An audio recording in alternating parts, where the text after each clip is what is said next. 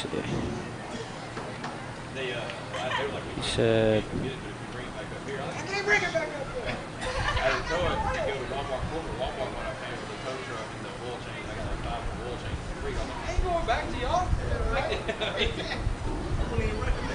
Why would I come back if this is the reason why I'm getting in the car? Trojan Nation, welcome to Thursday night, Nelson Field, for your undefeated, state-ranked Anderson Trojan varsity football team as we take on Bastrop Cedar Creek here in this District 12 5A District Tilt.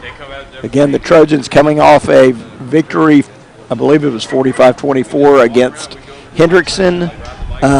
Trojans on an epic run this year, going undefeated in non-district play and through district. Again, the opener against College Station at House Park, a thrilling victory by Anderson. And then, of course, no one will ever forget the 6 overtime victory against Consolidated in College Station, Texas. And the Trojans have been on a heater all season long. Yeah, it's looked like another level of Trojan football this year, Wheels. It's really fun to watch. 6-0 for a reason, well-deserved.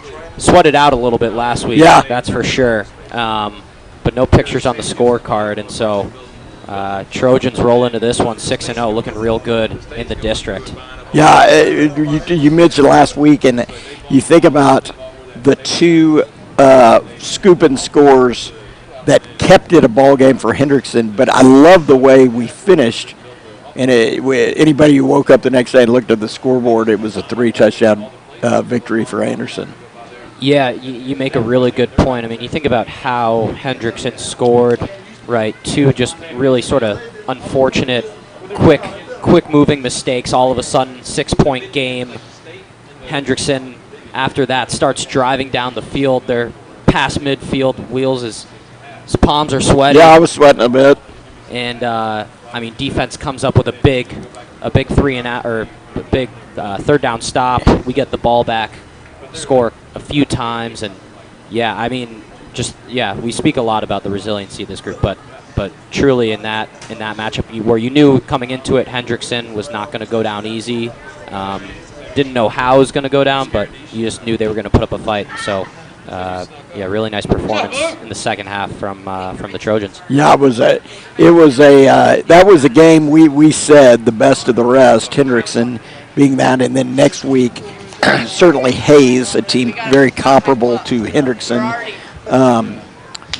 should be the next test for the Trojan team. Not to overlook Bastrop Cedar Creek, but a program that has struggled throughout the past 3 years. I believe winless.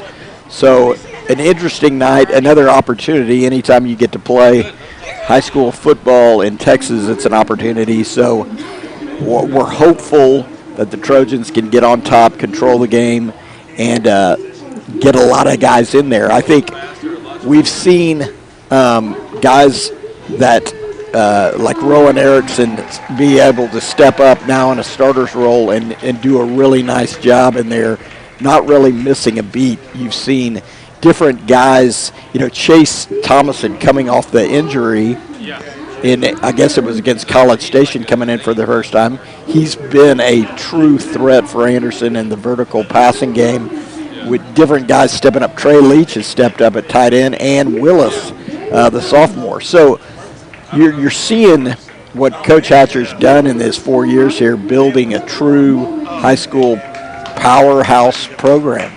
Yeah, you make a good point. I mean, Gage Willis scoring that touchdown last week, and even the week before against Lehman, right, you had that consistency across the board. You brought in, your second guys on your depth chart, but they're saying they're playing defense with the same intensity and the same style that you would see from the first-team offense. And so that's exactly what your point was, Wheels, like the playing culture that Coach Hatcher's instilled is tried and true throughout the roster as a whole. Yeah, one thing you cannot take away, and certainly if you look on to next year and in the future, is the reps these guys are getting.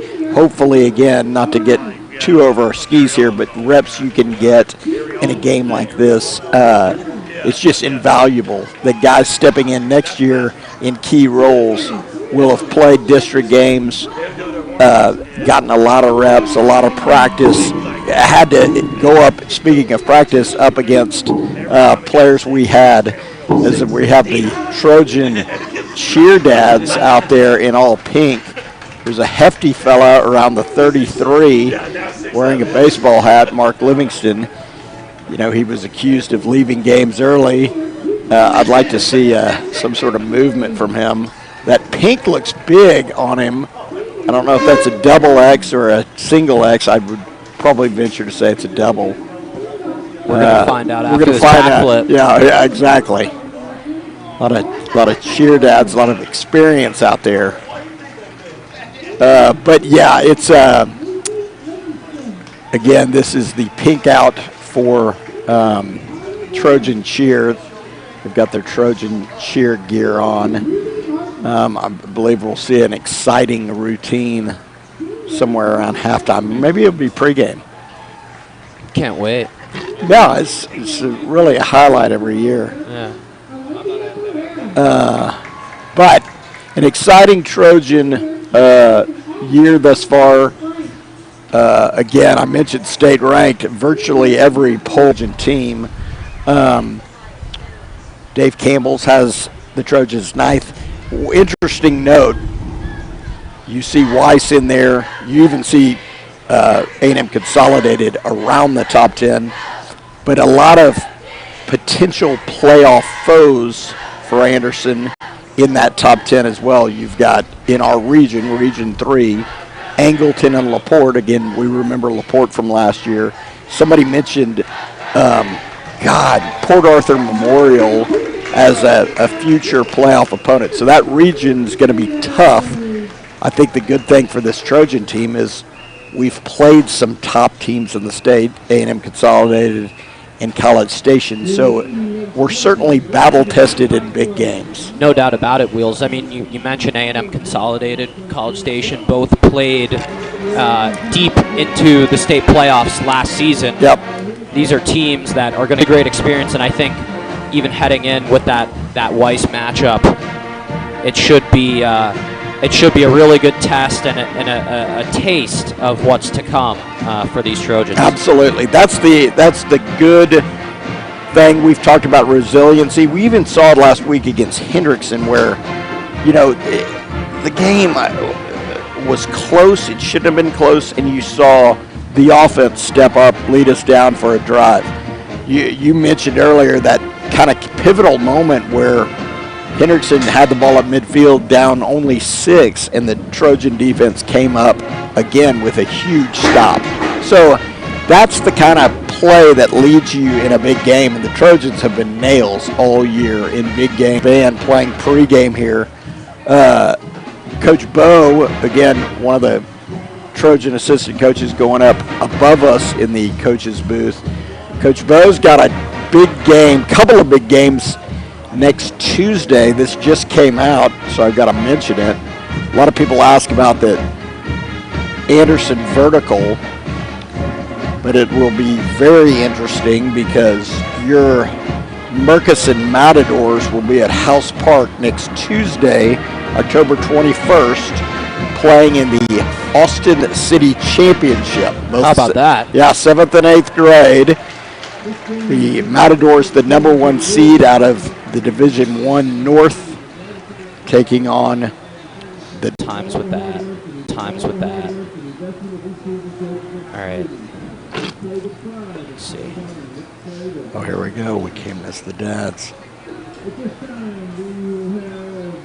Tilt it back to the dads. There you go. Are we on? I believe so. I'm just double checking. Anyway, Matadors, big games next week. We encourage everyone come out to House Park, and then the Trojans. We're Thursday nights from here on in. So we've got Hayes, Bob Shelton Stadium in Buda next Thursday, and then your Trojans will have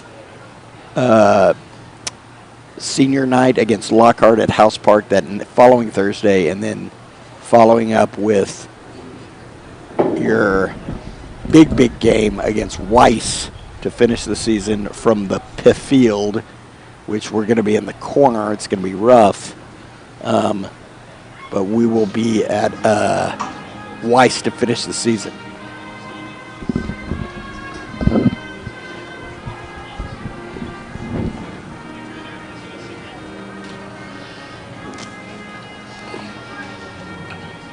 As Cedar Creek band plays their alma mater.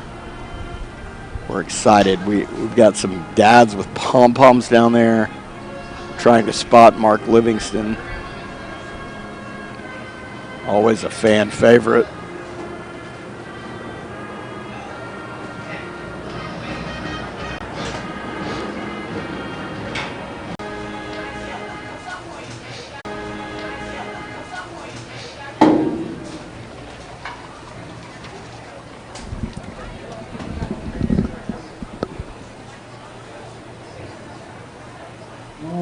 All right. I believe the Trojan band will be performing Trojan Anderson High School alma mater, one of the great in all of high school football. Always fun to see, it's the Anderson football team in front of that fabulous pride of Northwest Austin, the Trojan marching band. After a win, the celebratory nature, and again, failed to mention, but somebody reminded me the other day, the Trojan band, I believe, has won district as the best.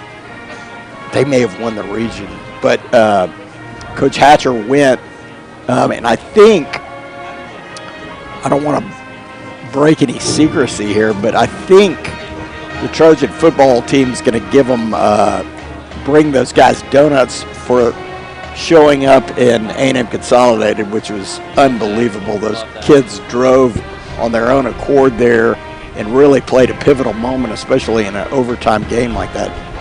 Yeah, I mean that's just that's all class from the band making it down there. That's I awesome. did that drive and I was tired. Yeah, it was a long drive. Of course, cheer every time the cheer dads will scream at me if I don't mention they're driving on their own steam as well. So a fun night was had by all. But the Trojans ready to go. We're about 8 minutes till kick here at Nelson Field. This will be the last game of the season for Anderson at Nelson. Again, we shift back to our natural home stadium of House Park 2 Thursdays from now for the final home game for your Anderson Trojans. Yeah. What do you think? At least we're in the booth here. We'll be back in the outdoors. Maybe a little. The weather is perfect tonight. The weather is perfect. I mean, 2 weeks from now should hopefully have some good weather as well.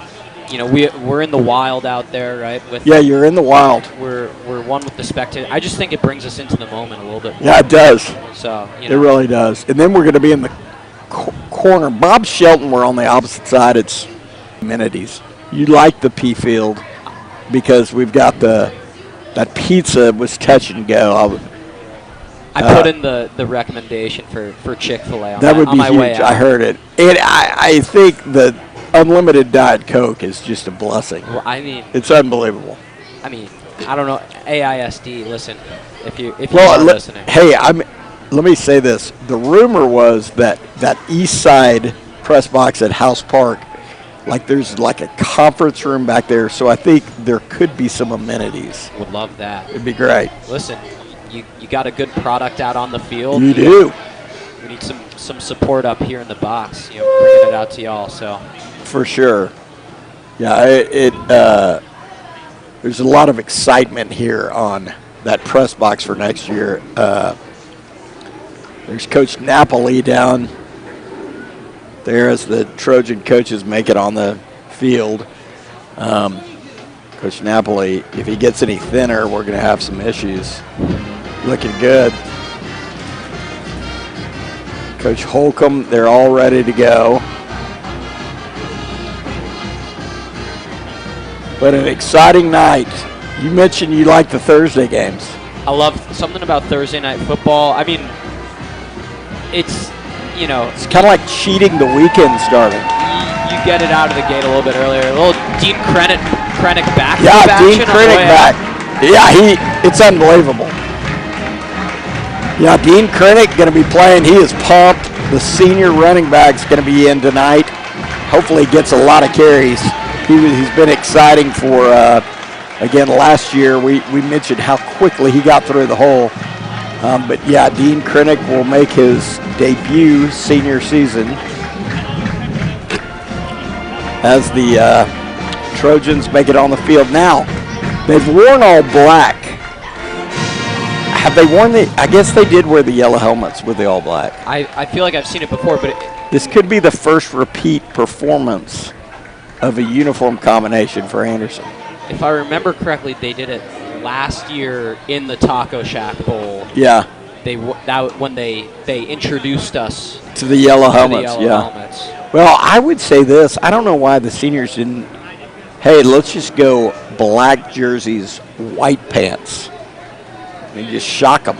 We've already gone with very controversial, the white jersey with black pants. Very controversial. We got a huge victory. We wore white jersey, blue pants last week. Not as controversial. But here, as the Trojans captains coming out, tonight's four for the coin toss are going to be Ben Hatcher, senior receiver, Hodges Smith, senior inside linebacker, junior Jay Fulmer, and senior Liam McMillan is going to be. Behind him will be Mason Randolph, number 9, receiver, quarterback. Alex Longoria, number 22, safety. The River Anderson, number 99, D tackle. And Calvin Ballinger, 84, the tight end.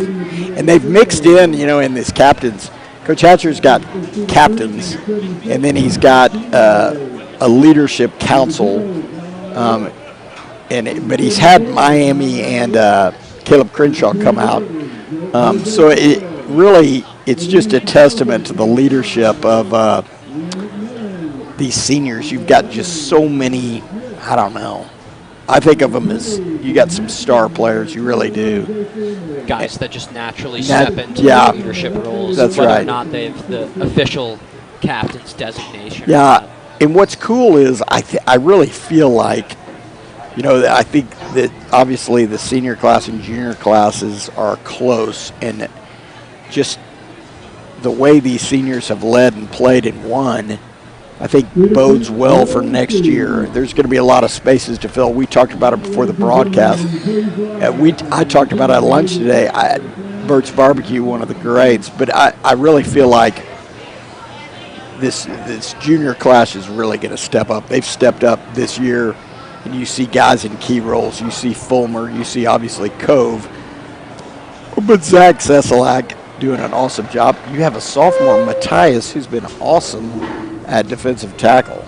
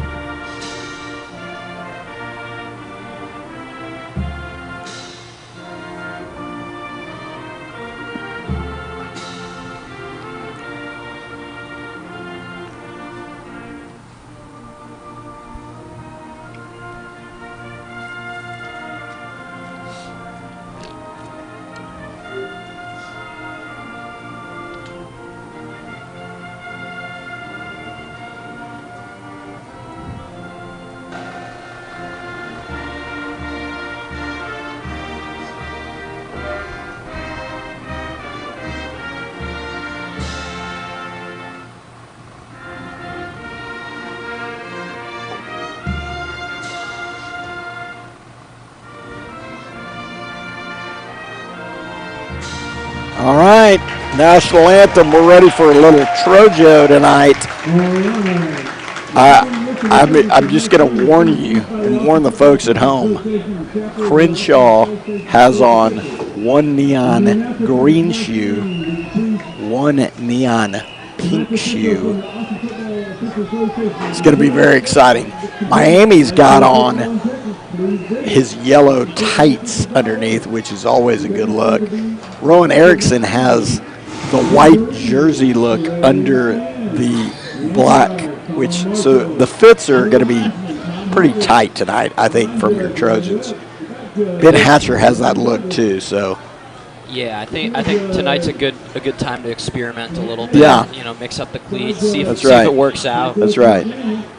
If Crenshaw breaks a big one early on, might be a good sign. Might be a good sign. McMillan's got the one leg black tight. Cove's got full double black tight. Oh gosh, it's going to be very exciting. Alan Sue, the dude's got double black tight. God, really, the fits are going to be legit tonight. All right, Trojans going to get a kickoff to start the ball game. This may be a rare time where Ospo gets to kick from the 40, but we're kind of going to be unique here. He's going to kick it off the ground, so he's going to have a holder, which is interesting. Normally, I feel like you see that in the windy games. Yeah, you do, but he's going no tee. During the season, he has switched. He's going to kick it deep, high and deep, going to be gathered around the 5-yard line. Coming out, coming wide. Good tackle over there. That's Logan Gephardt. As always, the senior just steady as she comes. The outside man on that kick unit, and a great open field tackle right around the 28-yard line. So earlier in the year, in high school, you have the advantage to go off the tee from extra points and field goals. And originally, Ospo did that. It's an advantage in some ways. But after a while, he started going like college and NFL off the ground. And I think something probably in practice, he is now kicking off, and a big kick from him. Yeah, it worked. All right, 1st and 10 for Cedar Creek. Looking to throw. He's going to flare it out there. It's going to be caught in a minimal gain, or a gain of about 7. So it will be 2nd and 3. Cedar Creek. Yeah, we'll see what this defensive approach is here, Wheels. No pressure on that first drive, or on that first play, I should say, but, Anderson's looking to put a clamp down. Absolutely. Okay, 2nd and 3. Cedar Creek, it's going to be give up the middle. Where to go. Literally 9 of the Trojans in on that tackle. I think that's what they do best. We've seen it all season, the ability of these guys to rally to the football. They pick up on the play really quickly, and they're all in there to help bring down the guy with the football. Yeah, so it will be a loss or no gain on the play. It'll be 3rd and a long 3 for Cedar Creek on their first drive of the ball game.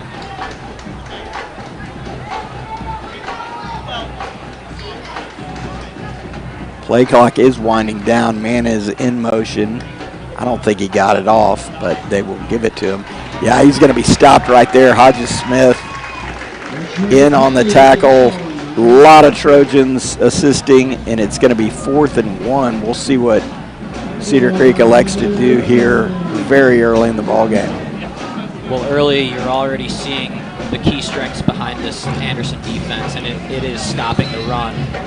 It's been a big part of their game all season, and Cedar Creek really not getting much on that 2nd and 3rd down play. Yeah. Looked like that play clock might have run out. I guess that they gave them the benefit of the doubt here, but they look to go for it on 4th and 1. We'll see if they're trying to pull Anderson offside. The play clock is winding down. They are going to go for it, and it's going to be the quarterback keeping it.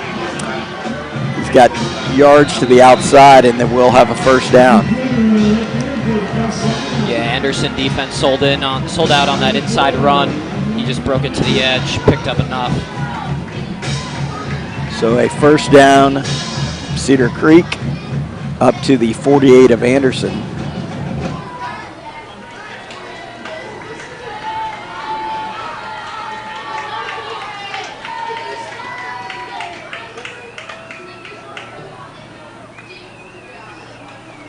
It's going to be a play. It's going to be a pass over the middle. He's going to have about 5 yards. Kind of that RPO look, extended inside fake to the running back, and a pass out wide.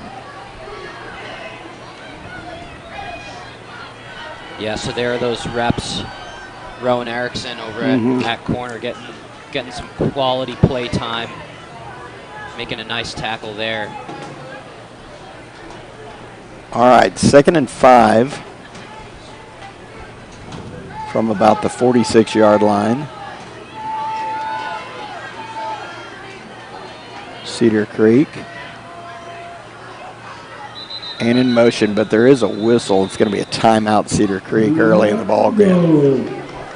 Out this drive, and that time, coach just calling a timeout right before it expired. They weren't going to get that thing off on time. Yeah, we saw it, I think, in the Eddie Joseph Legacy Turf Bowl Shoal Creek Showdown against McCallum. The underdog has not been afraid to take their time on these plays, really trying to extend drives, keep the Trojan offense, keep Caleb Crenshaw off the field, frankly. Yeah, understandably so. They know how explosive that offense can be when they get possession of the football, and so I think for the opposition's sake, it's a solid strategy. Yeah, I think the Trojan defense is like, snap it, ready to pin their ears back and go. All right, we're going to resume play here with 8:28 left in the first quarter. 2nd and 5, Cedar Creek.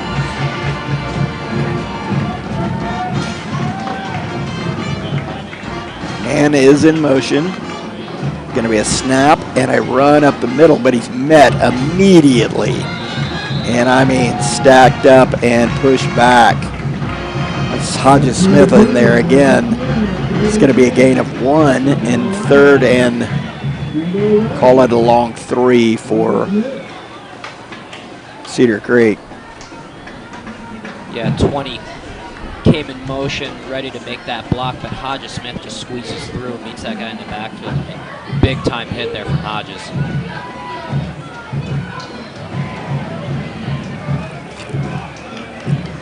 All right, 3rd and 3 for Cedar Creek from the Trojan 45-yard line. And it looked like they could know another timeout. So they got it off right before the play clock expired. So burned 2 early timeouts in this first half. Yeah, again, that play clock becoming an issue here early for Cedar Creek. Yeah, it feels like, there's about four coaches over there motioning in plays, but not in a hurry, but sometimes that catches up with you. I do like that the timeouts, they called timeout clearly not for breathers or whatever, so they're those 30-second timeouts. When football implemented that was a very good thing. Right. Situational. Yes, agreed. All right, big 3rd and 3 for Cedar Creek at the 45-yard line. Trojans defense shifting. But to bring pressure, they will bring pressure. Straight up the middle, Hodges Smith got him initially. He's going to be wrapped up for a big loss. So a nice blitz there from Smith. Good call by Coach Holcomb. And it will be 4th and 8. He's got to come out of the game as the old yellow helmet pop-off. First game he played in as a sophomore against McCallum. They will punt here. I think his helmet came off literally 2 or 3 times. Jay Fulmer has been the victim this year of the yellow helmet pop-off. Well, we'll see. He's going to be taking this thing back. And See how much contact he gets. But. Fulmer back to receive here. Good snap. Trojans bring a little bit of pressure, and it's a high short punt. Get out of the way, get out of the way, get out of the way. And it's going to be down there about the 25-yard line. Trojans will take over at the 25. So this will be the first look at the Trojan offense here. 6:41 left. But another thing on those helmet pop-offs, there's a weird rule, too, where I think once your helmet pops off, you have to stop what you're doing. Right. Yeah, it's very strange. I mean, it makes sense. I get it. Jason Witten. All right, trips to the near side. Here's Cove. He's going to look to throw. Looking to go long. Going deep. Oh, my gosh. Looking for Chase Thomason all the way down the field. On the first play, kind of going for broke there. Chase almost catching up to it. We've seen Chase Thomason get open a number of times since he's returned to this offense. And, yeah, speed kills. He had his guy beat just an inch or two away from a huge completion there. All right, 2nd and 10. Here's Cove. He's going to give it straight up the middle, and that's Caleb Crenshaw, CC1. He's going to have about 7 yards, so it will be 3rd and 3 Trojans. Yeah, notice that play's not getting blown dead until 5 or 6 Cedar Creek defenders are all over Caleb Which Crenshaw. It should. I think that's a good awareness by the officiating crew that Caleb Crenshaw, not only fast, not only good moves, but a powerful back as well. Yeah, seeks contact there. Absolutely. All right, 3rd and 3. It's going to be CC1 looking. He's going to have a first down and more. Getting it to the outside now, cuts it back, still cutting it back.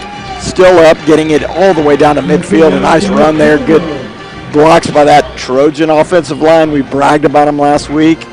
They're coming to play again tonight. Yeah, they're coming to play. They help him clear that first layer, and that's when he reaches that prime acceleration, that burst of speed, and he's so hard to bring down once he gets to that second level. All right, 1st and 10 Trojans from midfield. Here's Cove looking to throw, looking, still looking. He's going to go deep again. Got hit when he threw it. He kind of had Sharp for a minute, but it will be incomplete.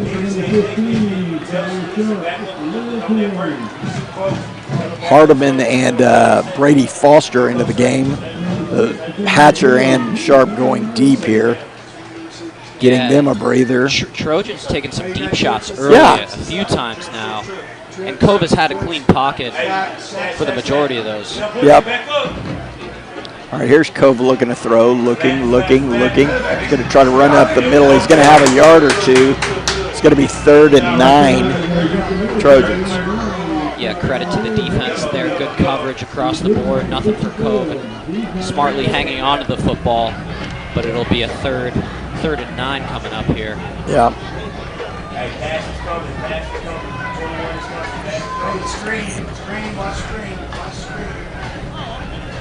All right. 3rd and 9 Trojans from the 49-yard line. Pistol formation. Crenshaw's fake. It's going to be a screen pass, and there goes Sharp. Sharp's going to have a first down and more. Man, he's a strong kid, okay? But it's got to be a combination of speed and strength, because when he catches that back screen, he's running so fast, he breaks tackles. I mean, broke tackles and consolidated. Yeah, they love drawing up that play for Kyler Sharp, and it works. He gets some space. And there's Kobe. He's got Fulmer. It's dropped. It'll be 2nd and 10. Are you interested that we're coming out passing a little bit, being kind of heavy favorites? Yeah, I like it, honestly. I do too. You think about giving Cove a chance to really air it out, make some big-time passing decisions as well. I think this is good experience for him. And I do too. A real test of this aerial threat.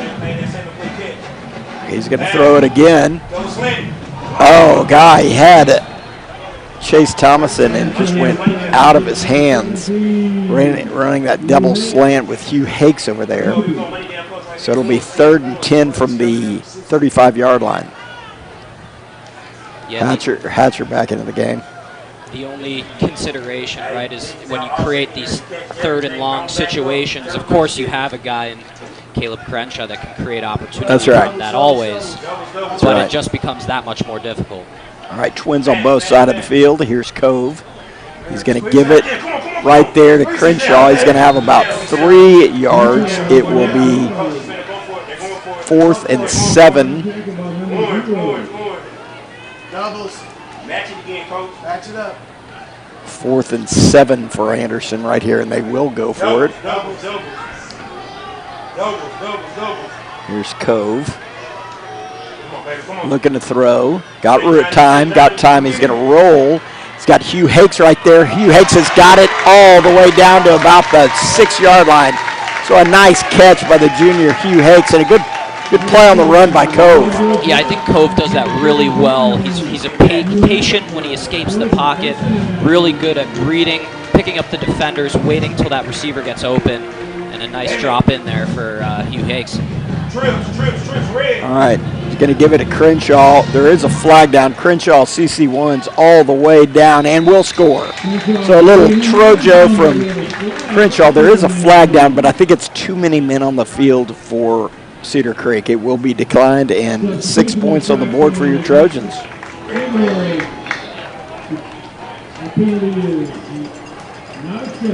Okay, here's Osbo to kick the extra point. So a nice conversion there on 4th down by the Trojans.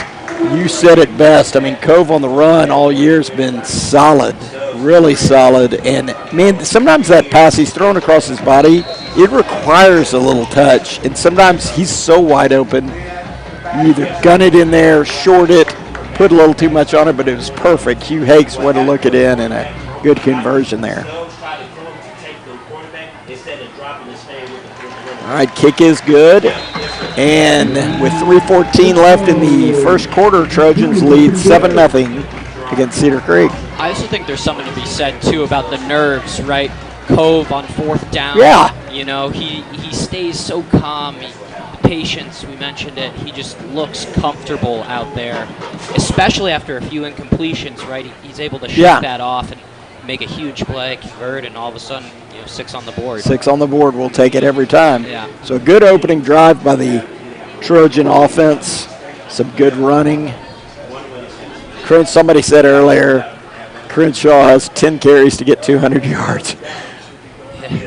Well, he passed the 1,000-yard rushing mark last week. So big one for CC1. And yeah, just a remarkable season he's having. It's unbelievable.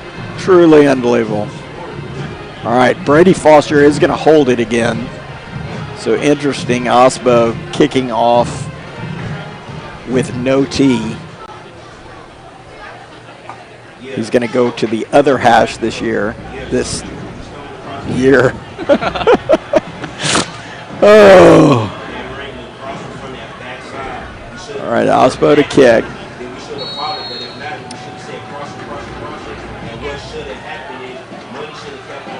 He will kick it deep again. It's going to split the middle and be a touchback, so a good kick there by Osbo. Cedar Creek will take over at the 25-yard line.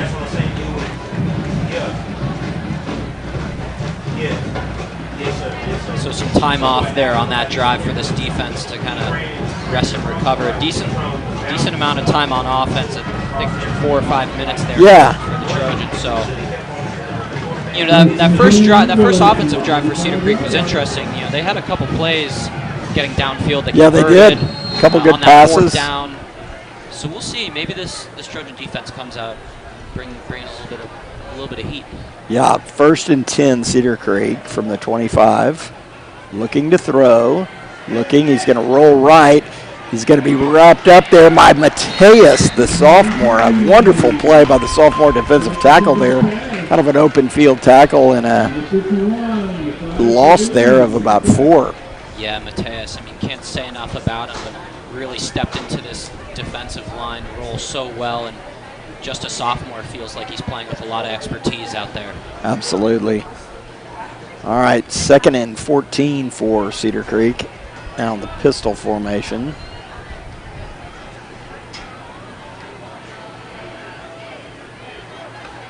He's going to look to give it up the middle. Not a lot there. Middleton boy took a shot in there at the end.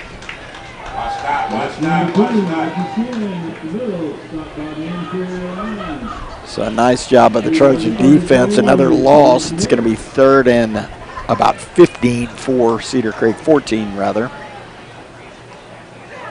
You know, the Anderson defense, one thing about it too this year, they've been a turnover machine. Yeah. I mean, just so I'm sure a lot of them are licking their chops on these 3rd and long situations. We'll see if see if they bring heat. Hodges Smith blitzing a couple of times, very successful. We'll see if they're bringing it. Yeah, Pierce Miller is going to bring heat, and oh boy, the Riv, absolute. Actually, that's Middleton, I believe. And I think he has the football wheels.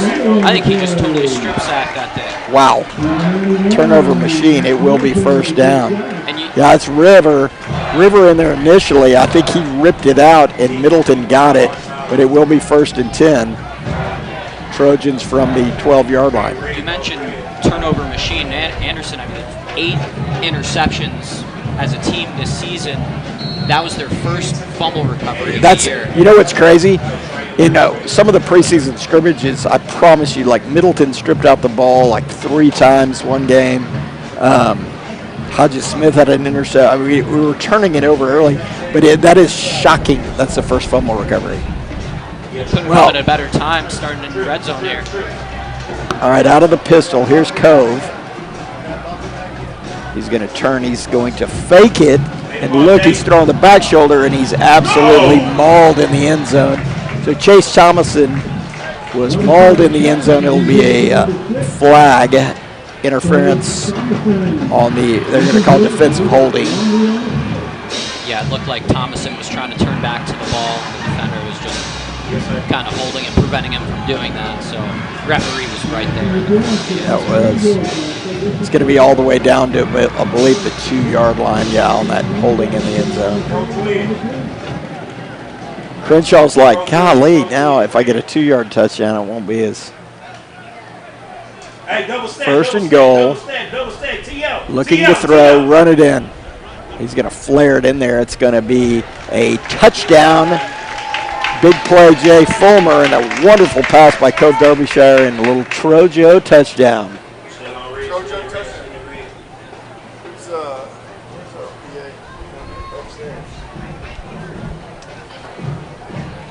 Glenn Small with an appearance in the booth. He's got his original L.C. Anderson Yellow Jacket shirt. That totally caught me. I didn't know he still came to these games. Absolutely. He texted me before the game he was making an appearance. Trojans will go for 2 here. Here's Cove rolling right, looking, little jump pass. He's got Fulmer again for a 2-point conversion. So a nice play there by Cove and a successful conversion. Actually, that was a touchdown. I'm baffled at what. Did they rule Jay Fulmer out or an incompletion? They must have called it an incompletion. All right, good announcing, good eyes by myself. I mean, yeah, that. All right, well. Jay got it back again. So it will be a touchdown, rather. Trojans lead 13-0, pending the extra point from Osbo.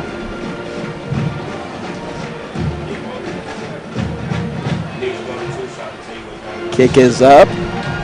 Hammered through by Ryan, and Trojans lead 14-0. Interesting. Yeah, it had to be a drop back there, but I swear he signaled touchdown.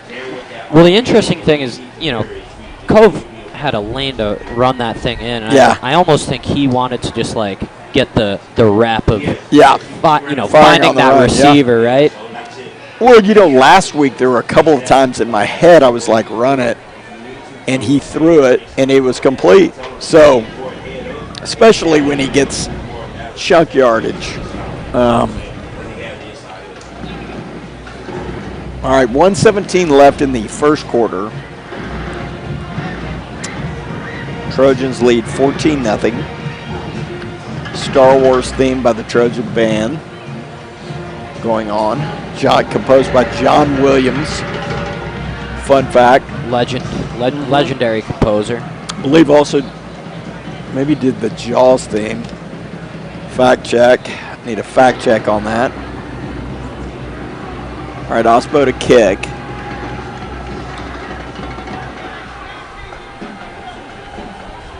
Oh.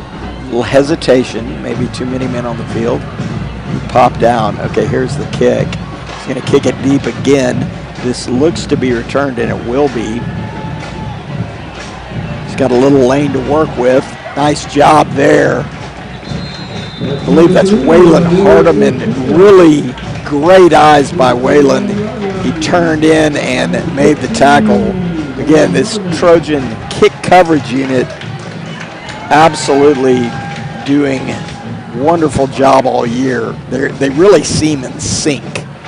They seem in sync. They hustle to the ball. Yep. I feel like that is consistent, nonstop. And yeah, really nice job, Hardiman, getting off that block. He got off that block. You know, he's the outside man, and once he knew he forced the cut in, he jumped in and made the tackle. So an awesome job there by Waylon, the junior. All right, 1st and 10 right at the 30. It's going to be give up the middle. Not a lot there, if anything. A lot of Trojans in there. Middleton again and Matthias in there. Yeah, they continue to test the middle of between the tackles with these run plays, and I really just think they're hitting at the Trojan strong suit there. Yeah, you're going to give them about a half yard. It'll be 2nd and 9.5.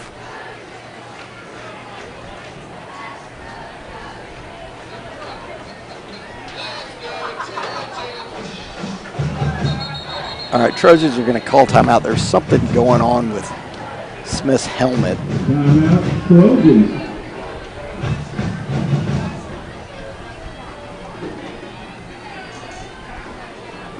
Yeah, I saw Chuck Healing running on the field late there. Yeah, there's something weird going on. Coach Hatcher's actually looking to fix it. You don't know what, something sharp in there, I don't know.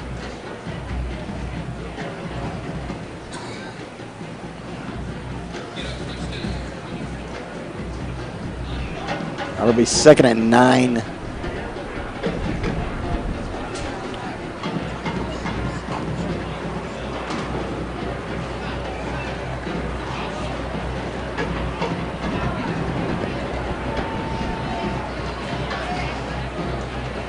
All right, 2nd and 9 from the 31-yard line.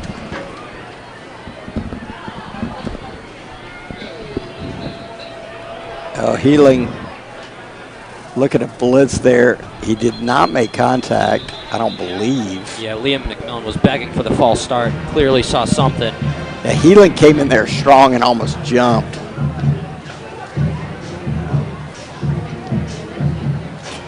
All right, here comes Smith back in the game. Healing's going to be mad. They are going to call offsides on Anderson.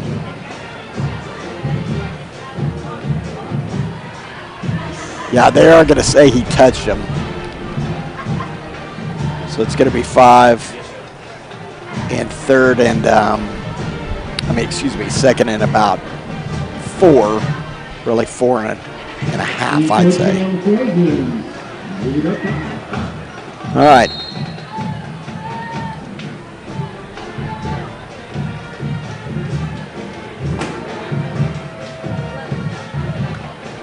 McMillan's going to bring pressure, but it's going to be the Riv again. Oh, man, he almost stripped it again. Wow. Nice job by the Trojan defense there. Oh, a little pushing. It's all right. McMillan's letting them know about it. Yeah, but, you know, we know how fiery Liam McMillan can get. Absolutely. He takes this seriously, but, yeah, there were a couple layers on that defensive front. A couple guys got in on that tackle. Actually, a decent run staying up there, but just nothing doing. Yeah, so it'll be 3rd and 3. That'll do it for the first quarter. As we move into the second quarter, it'll be 3rd and 3, Cedar Creek. Now, I mean, River Anderson, what he just did there tells me he was the one who caused that fumble. He literally almost grabbed it from the running back again. Power lifter. Again, got nothing from his dad's side of the family. It's all his mom's. But the rib, stripping it out and almost getting another one right there.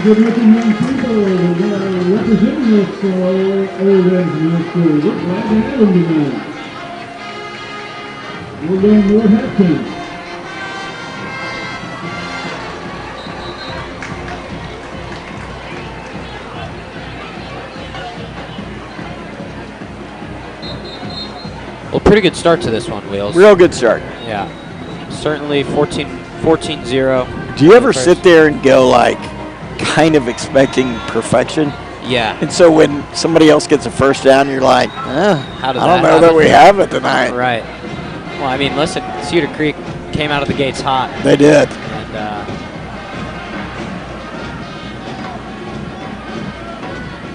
I guess that's, that's what you get from a 6-0 team. That is perfect. Absolutely, for sure. All right, 3rd and 3. Cedar Creek. And in motion. And it's going to be a give. And a nice job there by the Trojans. There will be a flag. I think it's going to be holding. They were holding Hodges Smith. Smith and Longoria, nice job on that tackle. It would be enough for a first down, but there were 2 flags. And they're going to call a face mask on Anderson. I wanted to hold. I was received with a face mask. Holding out for a hero's being played by that. Yeah, I know. I want to speak, but I also want to enjoy this this moment from the Anderson band. I mean, talked all season about their performance. It's unbelievable. Truly unbelievable. All right, 1st and 10, Cedar Creek from the 45-yard line of Anderson.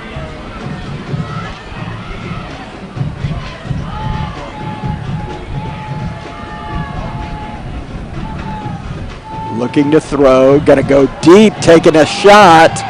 Little push off from the Cedar Creek defender, Tate Haynes, like glue on him all the way down the field.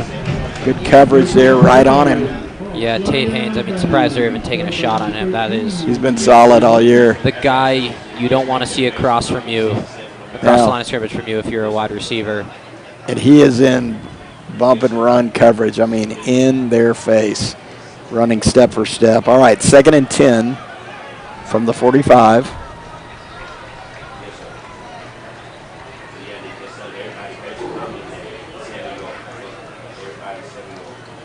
He's going to fake it and just kind of airmail it. It'll be 3rd and 10. Rowan Erickson on the coverage. Yeah, the other thing about this defensive front for the Trojans is they really leave opposing quarterbacks very little time to actually think and let plays develop. Yeah. So it's not just the run defense. It's not just when they overload you with pressure. It's also forcing that pocket to collapse and making quarterbacks make decisions. Yeah, here comes Bennett right in there. Mateus was like, what's going on? Bennett right into the game. Also very solid at defensive tackle for Anderson. All right, 3rd and 10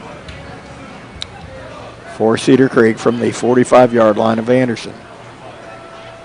McMillan looks like he's bringing pressure. He is. It will be a give up the middle, but the Trojans are right there. It's going to be a nice gain. Hodges Smith and Max Middleton in on the tackle, but a pickup of about 6. And there goes Hodges' helmet again. Oh, gosh. On 4th down. We're going to start a tracker. It's unbelievable. That's 2 for Hodges Smith. Hold on. The whistles. It's going to be 4th down. 4th down, Cedar Creek. They will go for it from the 39-yard line of Anderson. There are going to be whistles on the play, and it's going to be timeout Cedar Creek, which is good. So you can get a replacement in there. But it will be the final timeout of the first half for Cedar Creek. Yeah, the tracker is 2 on Hodges. Anybody else? I haven't seen one yet, but we know the tendency of these helmets. Yeah, exactly. Keep our eyes peeled. The yellow helmets. McMillan on that blitz, I think, got caught around the neck or held. He was back in the backfield pleading his case. But there was a big hole there. I mean, it was a good play by Cedar Creek because when McMillan blitzed from the outside, they ran it right in that zone. Middleton and Smith, good job holding him there. But it's going to be 4th and 4, Cedar Creek. They're going to have trips to the high side of the field.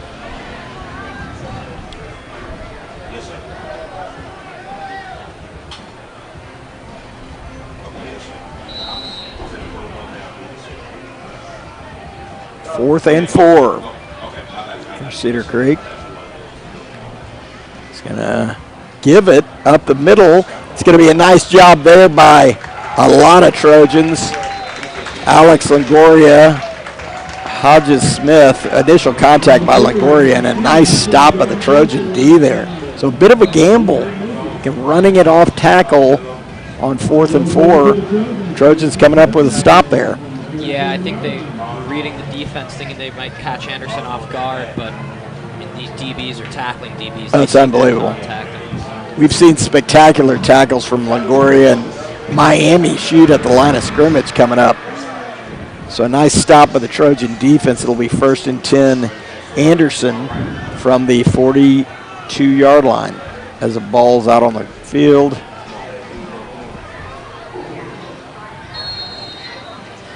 Here's Cove. And in motion is Hugh Hakes. It's going to be a give to CC1. Good stiff arm, cut back. Still going, but he's going to be brought down for a loss of about 1 yard. Yeah, one of the few times you see Caleb Crenshaw not able to find his way out of the backfield. There's a flag late and whistles late after the play. We'll see what it is.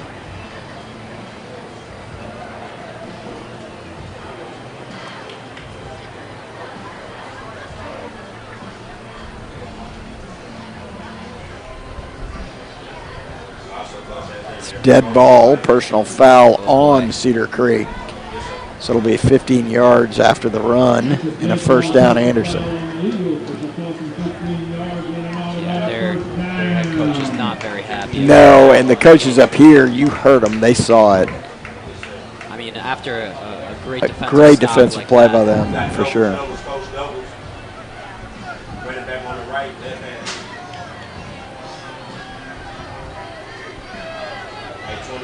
All right, from the 49-yard line of Cedar Creek, it'll be 1st and 10, Anderson. Here's Cove looking to throw. Good blocking out there. He's got a man wide open down the field. It is Chase Thomason. He'll have it. Trojo touchdown. Big Chase Thomason. So an absolute dime pass, but there is a flag down at midfield. Jay Gray had an awesome block there. We'll see what the call is. Yeah, the offense in no hurry to go accelerate. I think this No. will be coming back, What unfortunately. a dime by Cove.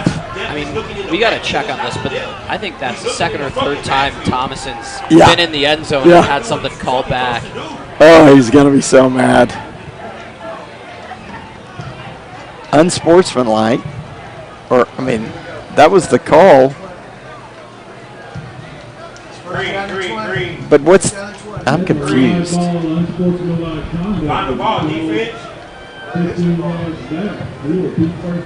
But isn't that a dead ball foul typically? Yeah. I guess maybe they're saying it must have happened prior. During the play? Yeah. All right, so it's going to be 1st and a lot. 25 yards for Anderson. It's either that or the longest 2-point conversion in that's football right. history. That's right.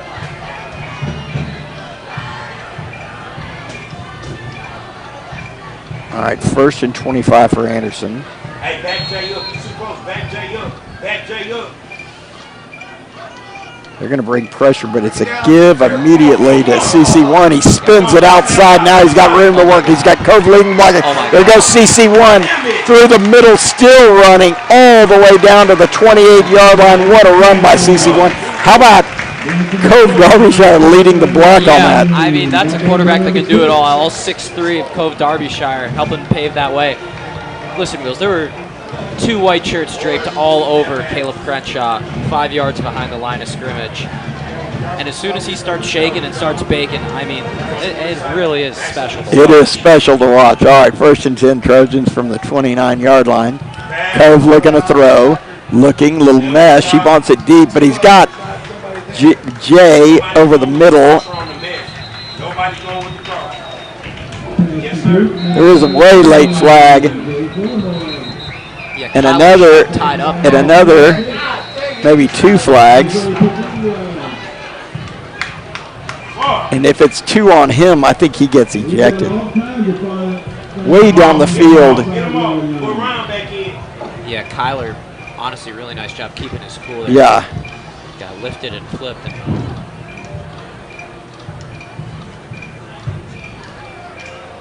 He's coming to the side. He's talking to his teammates like, I didn't do anything.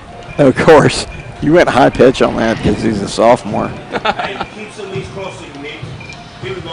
We'll see what the flag is. It's a 7-yard gain by Fulmer. Fisher's talking about this.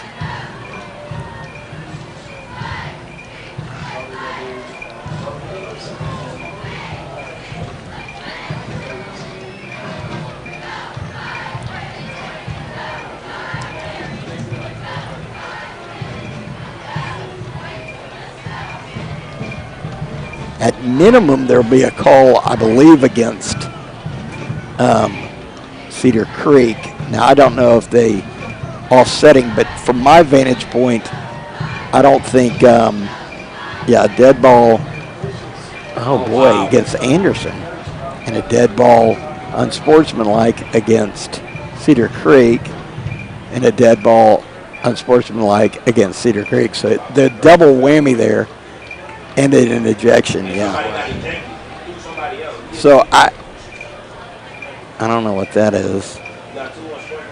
But the question always is, what was the original personal foul against Anderson? But here's my problem. If it's 2 unsportsmanlikes, why didn't we get the extra 15 yards? Right, because I think what he was saying is they offset. Okay. But I think you're right. It was still after that huge gain. Yeah. So, no, I'm sorry. It was after the little mesh, the mesh. Yeah, the Fulmer.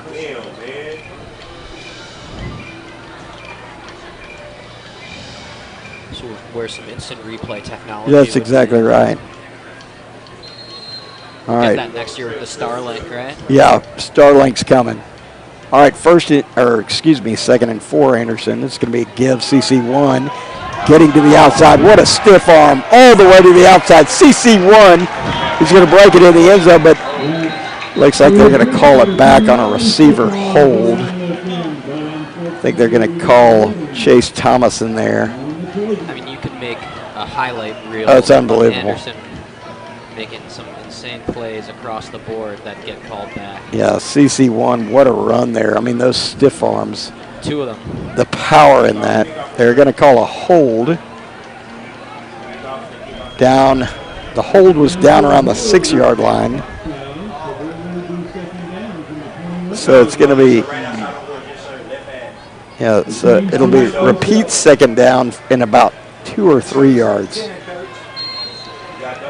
All right, here's Cove. Hugh Hakes in motion.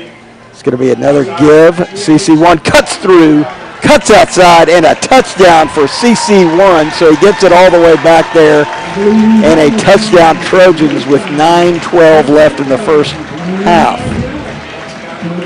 Yeah, that's more what we're used to seeing there, Wheels. CC1 put on the skates himself. I mean, a couple really nice cutbacks. Yeah, excellent run there by CC1. That if you're doing a highlight reel, at least he gets the benefit of 2 touchdown runs. The flags don't count on the highlight reel, but those stiff arms. But One thing I loved about that run is he saw that hole and cut it across so quick. He's just got great vision.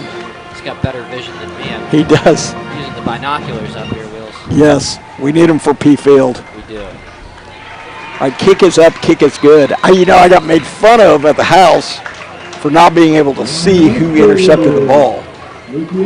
And I tried to explain. The guys at lunch didn't give me a hard time because they understood we were on the far right side, opposite side, not the best of lights. Great facility, but it was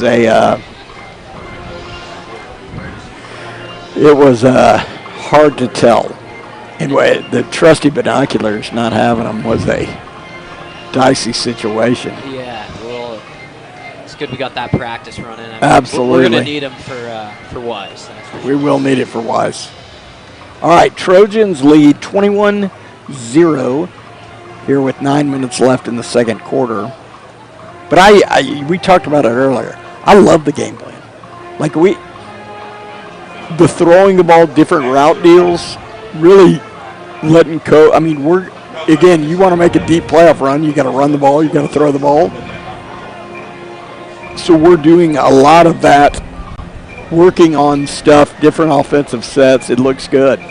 Yeah, you got to be able to balance the run and the pass against the top teams in this district. I mean, you're going to see against Weiss that final game, they really defend well against the run. They did it against Consolidated. They did it against College Station. Yep. And yeah, it's going to be interesting, especially into the playoffs. You play teams from out of Central Texas. So. All right, here's Osbo to kick.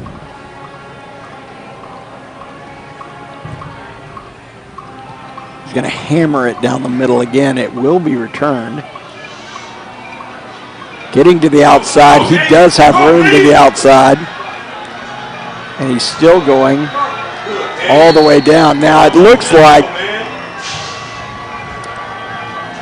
got to the outside and a big return there out to the 47-yard line. There are some different personnel on that kick unit.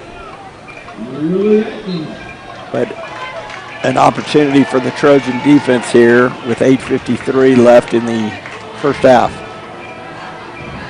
Yeah, better starting field position this time for Cedar Creek. I think this is another good opportunity for the defense to test out in negative yard situations, come up with a big stop here.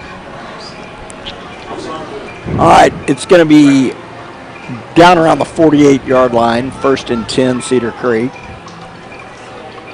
Two backs in the backfield for Cedar Creek. It's going to be a give up the middle, nothing doing there as Max Middleton got in there. There appears to be a fumble on the ground. Wow.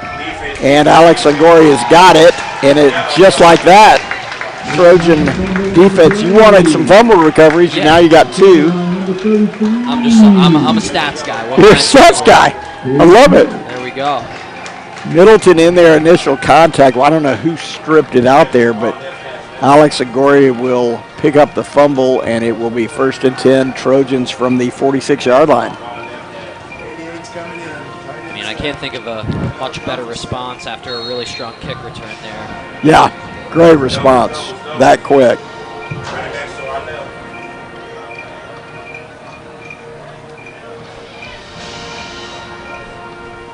All right, here's Cove looking to throw, rolling. He's going to flare it out there. He's got Ben Hatcher. Hatcher tries to cut back, but a nice gain there. I need Hatcher on the field. And a good catch here by Ben. It'll be 1st and 10, or excuse me, 2nd and 3 Trojans. Cove looking to throw again. Still looking. He's going to flare it out of bounds there. Looked like CC1 was running out of the backfield, just kind of a go route, but good coverage there. Cove held on to it and got rid of it smartly out of bounds. I don't like the limp. There you go. Jog it off. Took a little bit of a shot at the end. Yeah, he did. There. All right, 3rd and 3.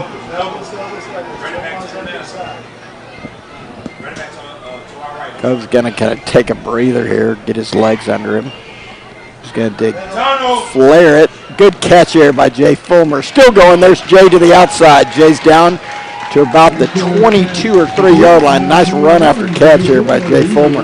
Yeah, you know, we saw Jay back in the backfield last week, right? And now he's sort of returned to that hybrid role, and it's amazing how many hats this guy can wear, but just such a sneaky athlete, such a huge part of this offense. All right, good. I wanted Ben Hatchford back in the game. I need him healthy the rest of the year. All right, so that's good to see Ben back. All right, out of the pistol. Here's Cove. He's going to fake it. He's going to flare it there. He just threw it out there in front of Hatcher. Yeah, ran that, the Kyler Sharp screen is what I call it. I feel like after a few key moments, it gets the naming rights. Yeah, absolutely. All right, it's going to be 2nd and 10. Trojans still trips to the near side. Trey Leach out there in that slot. Yeah, here's 2nd and 10. They're going to bring pressure from the outside. Looking to throw. Fires it. Oh, my gosh. It's going to be intercepted down there at the 1. God, Chase is kicking himself. It went right out of his hands, right into that defender's hands. So an unlucky interception and a tough break there. God, Chase had it in his hands, and it just popped straight to the defender. Good pass there by Cove. Yeah, good tough pass. To get an interception on this. It's a tough break. You got to give credit to his teammates, though. Devin Navarro, Jay Gray coming over, picking him up. Yeah, for sure. Yeah, that's a tough one, but, yeah, you got to put that behind you. Yeah, what I was going to say about Leach is, you know, when Leach comes into the game, they know it's a tight end set, but it's good to break those guys out wide, good athletes, where you can do some different things and get that defensive personnel you want against it. All right. It's pin your ears back time. Oh, yeah. I mean, I don't even think the Anderson defense is mad about this at all. No. It looks like Hodges and Pierce are coming straight up the gut here. And they are. And they're going to throw it deep, turn. Nice coverage there. See, that's the advantage. Okay, I'm going to put Tate Haynes out there, and I'm going to give him no help. We've talked about this season the trust that you have in guys like Tate Haynes, Miami Riley, Rowan Erickson over there as well, right? Like, these are guys that can hold their own one-on-one, which allows you to free up other guys on this defense to go bring pressure as they did there and be a little bit more aggressive and assertive. Yeah. All right, we'll see if Smith and Mr. Clean are coming. It doesn't look like they are, but we'll see. It'll be, yeah, they are. Maybe. Nope. Okay, it's going to be a little flare out there. Rowan's got him. God, he hits hard. So nice gain there for Cedar Creek. He's going to have about 7, gets him out of the shadow of the end zone. But Erickson with a good, clean hit there. Incomplete pass. All right, he hit him so hard, it's incomplete. There you go. Good form tackling there, Rowan Erickson. You know, that's a kid who was a sophomore on varsity, was hurt all year. His junior year was so good on special teams, hit so hard. Obviously hit hard there and caused an incompletion. All right, 3rd and 10. Cedar Creek. Looks like McMillan may be coming. It's going to be give up the middle. Oh, boy, real close. Ball's out. Ball is loose. Trojans signaling they have it. They do. McMillan has it. Yeah, it's going to be first down, Anderson. Wow. I mean, do we give the Riv credit for the strip? I don't know. It could have been. It's hard to say. It was a huge pile of bodies in there, but you know what, Wheels? It's fumble recovery number 3. That's right. I mean, they heard you loud and clear. They're coming. I mean, I keep having to cross out numbers on my sheet. I know. All right, 1st and goal, Trojans. After the fumble recovery.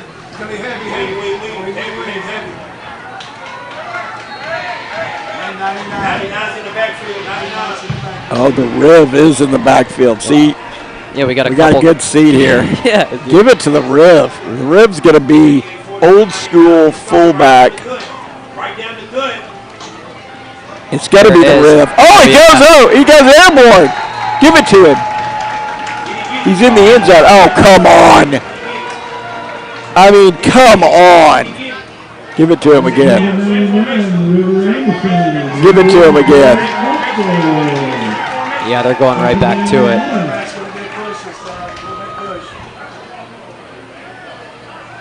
They give it to him again. The rib goes airborne again. He is in this time. Touchdown, the rib. River Anderson, touchdown Trojans. Getting creative on the goal line. Bring in your big guy. You're arguably one of the best power lifters in Anderson football history.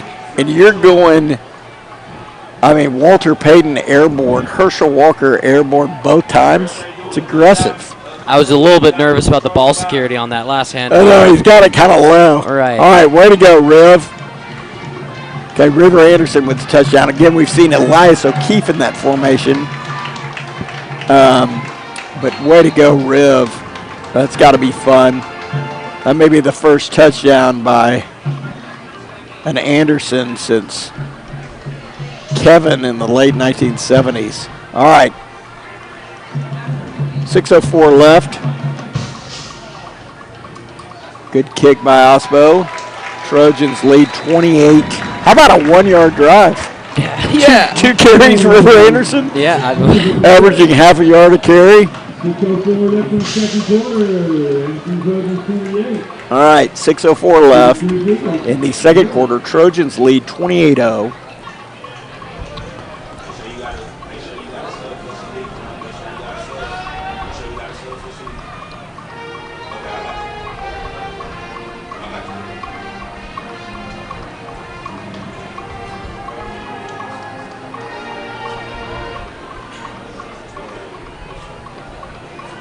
Yeah, I'm just glad they went back to him on that. He's getting the high fives from the teammates on the sidelines. I mean, and I, truthfully, biased opinion, I think he got in on the first one.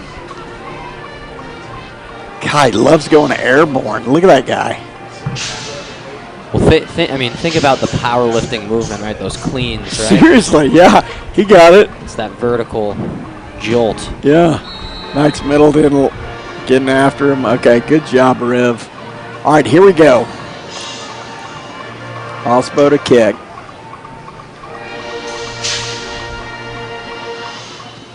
He's going to hammer it deep down about the 7-yard line. Coming out. Oh, nice job there. So a good tackle there. Hugh Hakes, your guy.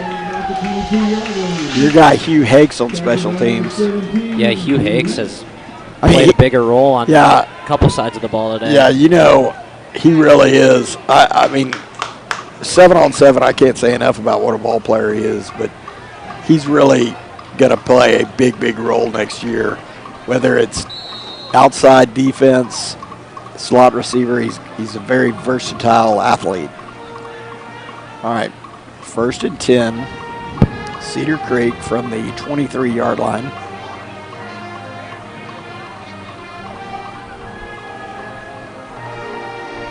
Man in motion.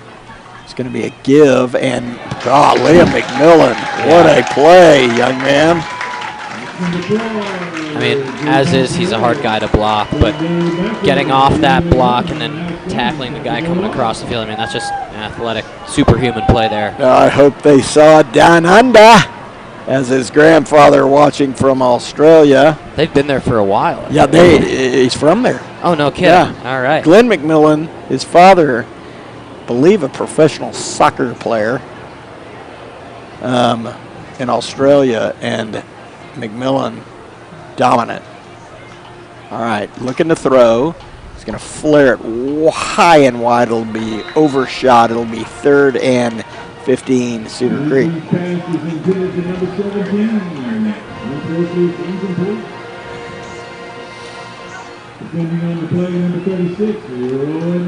Yeah, Aussies. You know, there are actually a few NFL players. Yes. I mean, nowadays they're finding guys everywhere. Absolutely. Huge international expansion, but Australia especially, and And if you've ever talked to those guys, they love American football. Love it. Yeah. All right, 3rd and a bunch. Oh, boy, the Riv. The Riv. Absolute dominance. They're having trouble blocking him. Yeah. I love it because Mr. Clean and Smith jump in there. They want those tackle assists. That was 9-9 there, the Riv. All right, Fulmer's going to be back to receive this. Yeah, you know, when I was a kid, I don't mean to date myself, but ESPN came on, and ESPN, the rights they bought like a lot of college baseball. They didn't have certainly any NFL or any college football. They had some, college basketball. They had college baseball. And to really fill up the hours, Australian rules football, which is awesome to watch. So there's a generation of people who grew up kind of quasi-knowing the rules of Australian rules football. And you talk about running, hitting. I mean, it's kind of a cross between rugby and... No pads, right? No pads. And they're booming kicks, and those guys are going up and pounding each other. Yeah. Great. Did you think, was it on your bingo card in the second quarter to get to Australian rules football? No, not even close. Okay, we're there. Thank you, McMillan family. They say, though, like tackling without pads helps improve your form. Yeah, for sure. I'll get to that. Okay. Looking to throw. It's that back screen. He's got Chase. Chase is going to have about 6 yards. You know, when these boys, a lot of these boys played Tiny Mite football. It was the first ever Tiny Mite, the seniors' first ever Tiny Mite team in Trojan Papa Warner, which is, I think, 8 years old. It's crazy. Hold on. 2nd and 6. Anderson. It's going to be a give to CC1. CC1 bolting to the outside. He's going to have the first down. Oh, man. Here we go. It's going to be 1st and 10. Highlight reel, CC1. We almost got it last week and made it happen this week. I was waiting for that one. He saw it go. Oh, my God. Just like nothing, a gazelle. Nothing. All right, 1st and 10. Trojans from the 45-yard line. Could it be the green and pink cleats? Could be. Could be. Looking to throw. He's going to go. No, she cuts off the route. Good catch, Kyler. Going to be another first down, Trojans. So these guys played Tiny Mite. Well, there's a dad in the neighborhood who was the head coach of the Texas rugby team. So he grew up playing rugby. He taught that Seahawk rugby tackling to all these boys. So from which is safer, it hits all the marks. Here is Cove looking, moves in the pocket, flares it out there trying to get Hugh Hakes. It'll be incomplete. Yeah, it's interesting. I mean, I think it definitely teaches you more fundamental tackling. It's big. Yeah, it teaches everything. I can't repeat what a young 7th grade dad just texted me, but talking about Australian rules football, really dialing in the analysis of it. Okay. 2:43 left. It'll be 2nd and 10. Here's Cove looking to throw, stepping up in the pocket. He's got pressure. It's going to be intercepted again. So it will be an interception. Cove did an outstanding job breaking containment there. Kind of threw across his body.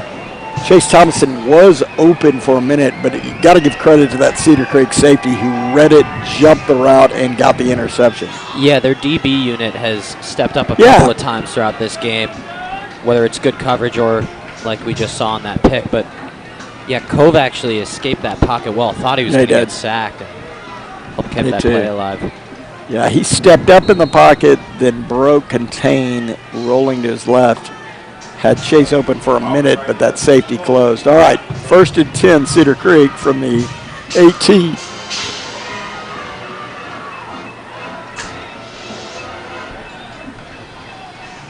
It's going to be a play action. He's got a man. Rowan's got him wrapped up around the 32-yard line, but a first down, Cedar Creek. I believe that's their second first down of the game, I want to say. So a testament to this defense so far for Anderson. But all right, there is going to be the 2-minute timeout, and it will be Trojans 28, Cedar Creek 0. But first and 10, Cedar Creek from the 32-yard line. Yeah, it's either their first. I think it may be their third because they got one on that penalty. Could be wrong. True. That's why we need a proper Statcaster. Yeah, we need a Statcaster. I've only been recording the fumble recovery. I like it. So, yeah, keep that trend going.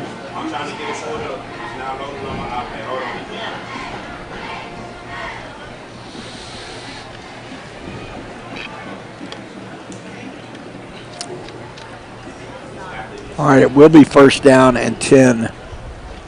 No, sir. It's not loaded. No, sir. Cedar Creek. Yes. Trips.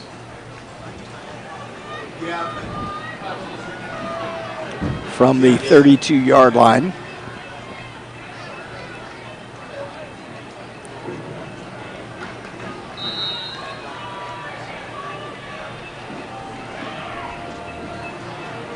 Man in motion. Looking. Oh, he's got. Oh, it's the ball's down. Trojans got it.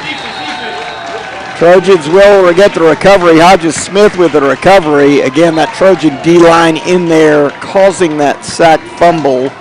But it will be first and 10 Trojans from the, that's 4? Yeah, okay. That is number 4. We're going to catch that interception. I'm going to get the D-line, the linebackers, to catch that interception.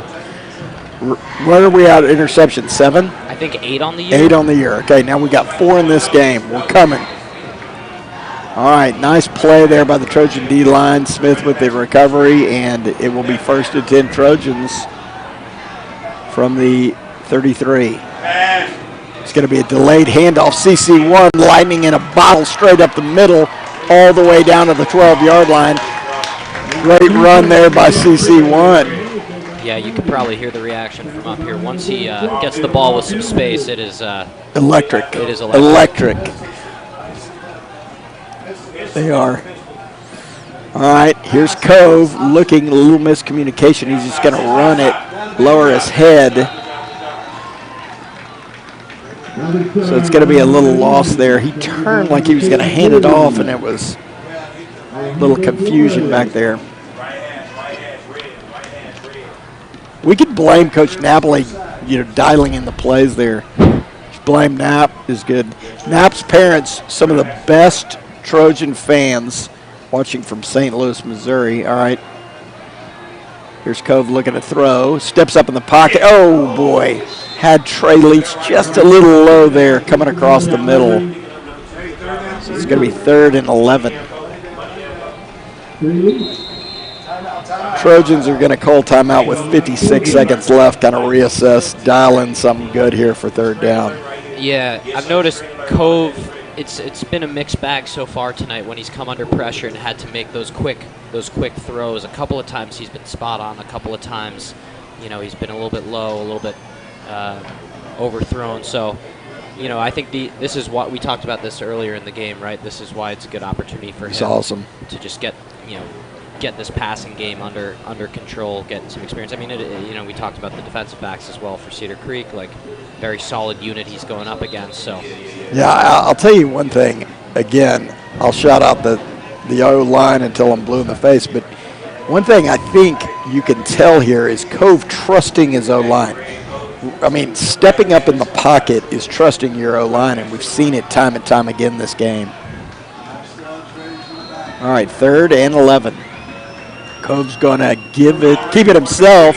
Spins, still going. Here's Cove, still going, spinning, whirling dervish, Trojo, touchdown, Cove Derbyshire.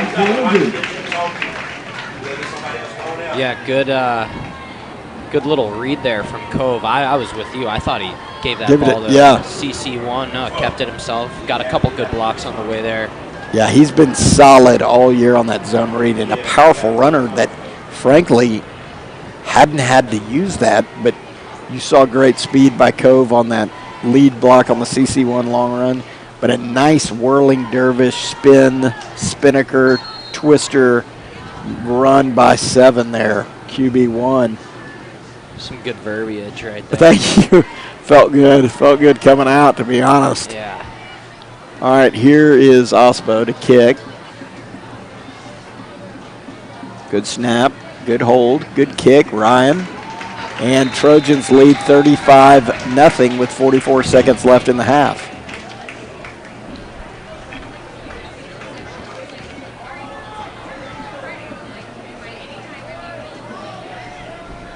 Just how you draw it up, right?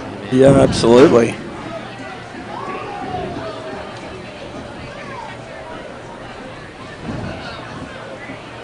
All right, so the Trojans lead 35-0, 44 seconds left in the first half.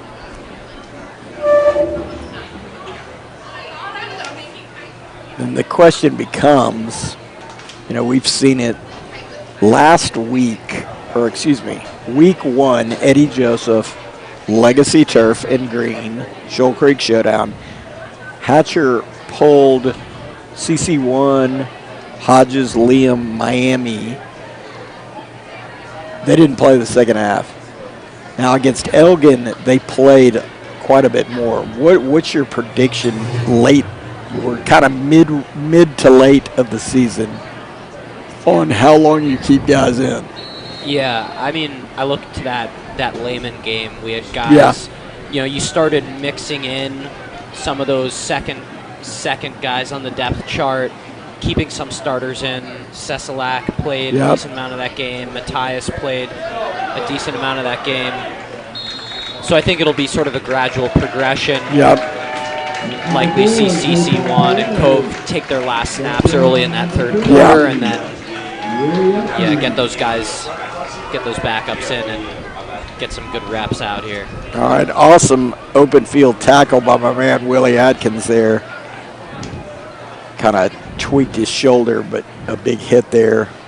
You've also already seen a couple guys kind of rotate in on some plays. Yeah, you have. Wright's been out there a number of times. Willie Atkins, like you said, although he's been a big part of this defense. Big part of it. All right, here we go. 1st and 10. It's going to be a quarterback keeper to the outside. It's going to have a little bit of room, but Alex Longoria comes with a nice hit there. And the clock will roll with 26 seconds left. No timeouts left for Cedar Creek. It'll be 2nd and 6. We'll see if they try to take a shot here. Yeah, it looks like they may just be. We're down to 10 seconds. Yeah, it does look like they'll take it to the half here with 5 seconds. And they will. So a great start for the Trojans, leading 35-0. Coach Hatcher will talk to the team, as he always does at the 50. Kind of gives them the first half speech before they head to the Nelson locker room, although they'll kind of, no shade on the Nelson Fieldhouse locker room, but they'll spend a lot of time outside again on a good night like tonight as they regroup for half. Well, what are your thoughts? Yeah, a relatively clean first half. We saw everything we wanted to see on both sides of the ball, how explosive the offense could be.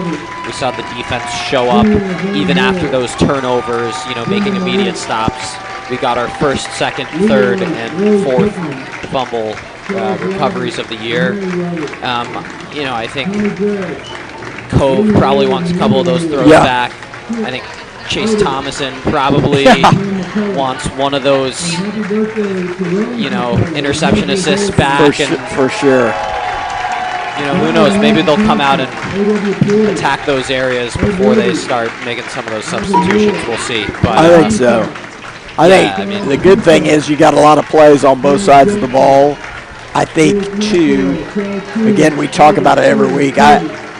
whatever. This is a total homer call of the year, but I think you have one of, if not the best overall coaching staff in the state of Texas.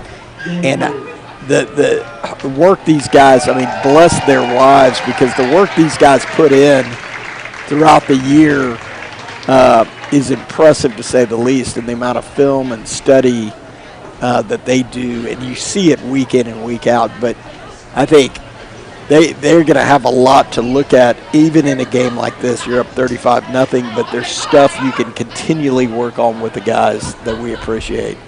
No doubt. Yeah, definitely some. It's pretty solid. Did you get the volume up? We've got Clint Small here in the booth. Did you get the volume up on the PA guy? Oh, that was you? Well, that was why the crowd roared. We had Clint Small on the Nelson PA. Yeah, by the way, 7th grade next week, we're taking on Clint Small Middle School for the city championship. 7A, Cal Smith Towns Webb. Your favorite, it's House Park, 6 o'clock. And then 7A plays Goritzky. 8A plays Goritzky. They're natural rival. Oh, yes, listen, we're going to talk about, I mentioned earlier in the broadcast, the original LC Anderson, the Yellow Jackets, a dominant program early in this city's history. And as always, Anderson has a game recognizing the legendary high school on the east side originally. And we have the alumni who come to at least one game a year, and we like to name them out by name. Berta Brown, Ron Roberts, Jimmy and Laverne Moore, Brenda Malik, Leroy and Rose Bookman, Charles Roberts and Mary Roberts, Tommy Gregg, William Ward and Linda Ward, Otis and Pam McCullough, Rose McCullough, Skip McCullough, Donald and Nancy Thompson, A.W. Porter, Ed Roby, Alvin Moore, Marvin Hancock, Charles Crenshaw, Clarence Jackson, Lewis Maxwell, Charles King, Barbara Spears, Corbett.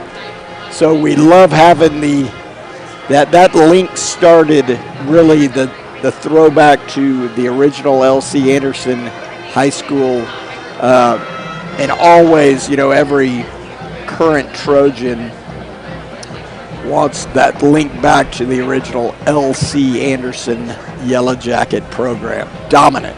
Night Train Lane. Night Train Lane. Yeah, I love it. I think tradition is a huge part of any sports organization at any level, really, from professional to college down even to high school. I think it's so important to know your roots, know your team's history, and a really great job, acknowledging the past here for these Trojans, especially in a year where they're having a season for the history books themselves. Yep. The way things are shaping up, it really seems like we're going to be reading about this Anderson Trojan team for quite some time. For sure. And I think one thing that's so neat is, Anderson's home field being House Park, but playing games in Nelson close nearby the original LC Anderson campus. Pretty cool deal. I always like to think of it like Alabama playing games at Legion Field, home games, and playing at Tuscaloosa, which they don't do anymore. Arkansas playing in Fayetteville and Little Rock. Now they still play a game in Little Rock, but I don't know that that's going to continue. But I think there's a unique element to that. The Green Bay Packers, you're a Wisconsin grad. Yeah, let's go. Green Bay Packers used to play a game at Mile High Stadium in Milwaukee every year. No kidding. Yeah, a couple home games there. They don't do it anymore, obviously. There's no Milwaukee County Stadium. Milwaukee County Stadium, not to go on a tangent here, had the deal with the home run, the dude on a slide into the beer. They still have it. Okay, fantastic. Yeah, so they got rid of Milwaukee County Stadium, put in Miller Park. Yep. And then they renamed, now it's American Family Insurance. It doesn't have the same ring to it. And smell right. Well, let's talk Milwaukee. Went up there for the Texas NCAA basketball tournament. cheese curds. Huge fan. Was that your first time? Well, have an original, real cheese curds. Oh man, Wheels. Cheese curds. It's ridiculous. You know that they have Culver's in Austin, Texas. Yeah, but are they any good? It's not the same. It's for sure not the same. I was surprised to see that they had a Culver's just generally. But listen, Wheels, I mean, if there's one thing Wisconsin does really well, it is cheese. I'm telling you, I was beer, blown away. Yeah. It was, plus, I mean, it's got to be the sports bar. Like, if you talk about a food you need to have in every sports bar, cheese curds. The cheese is so good. I mean, you're preaching to the choir. choir. Yeah, it's unbelievable. This wasn't on my bingo card either. Yeah, I could talk to you about anything Wisconsin. Yeah, it's phenomenal. But they also, the sausage deal, that's so much sausages in the upper Midwest are fantastic. Yeah, a whole lot of brats. Yep. Brats activity going on. Some a lot of Polish influence. Sausage. Hard to beat, really. You know, you got to pull some strings, figure out a way to get UT and Wisconsin in the same venue at some point. That'd be great. Yeah. That'd be a great home and home. It would be. It would be. Not the way we're playing currently, but struggling. But how do you feel about your coach? So the word on the street is that they're going to wait until we have this stretch coming up. Yeah. It's Ohio State, then Oregon. Yep. So they might wait to bring in an interim coach, theoretically. I mean, you know what? Like, why are they firing people mid-season? Well, I mean, James Franklin brought to the.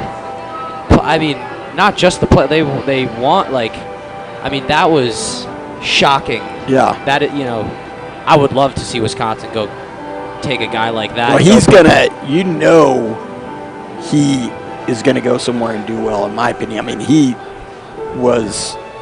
I think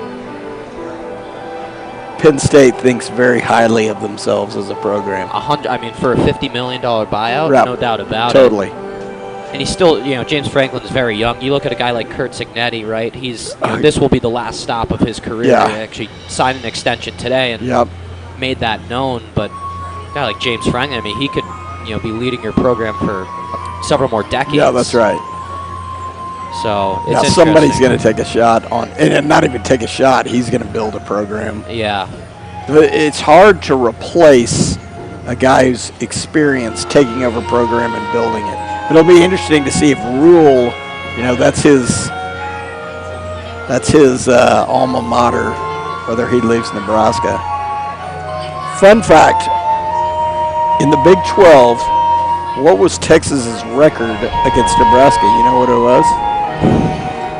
I don't know. 9 wins, 1 loss. How about that? I mean, we broke their hearts every which way you could break their hearts. I love that. We'd be bad, we'd whip them. We'd be good, we'd whip them. We'd have a game where we have no business winning, and we ended up winning. I went up there to all of those except the last one. The last one being like the last time we played them. I think Garrett Gilbert was like 4 for 12 for 60 yards, and we beat him 2013. Wow. Well, I mean, Read out around the world's what they called it. That's what used to happen in the old Big Ten West. Wisconsin, we'd be at the top of that division year in, year out. We'd go into Lincoln, Nebraska, go beat the Huskers, go beat Iowa, right? Now it's just something. How do they do it? You've got 18 teams. How do they do it? Yeah, I mean, now it's one Big Ten. And so, the scheduling, it used to be you'd play a Big Ten East team once every other year, and once every 4 years you'd be home versus away.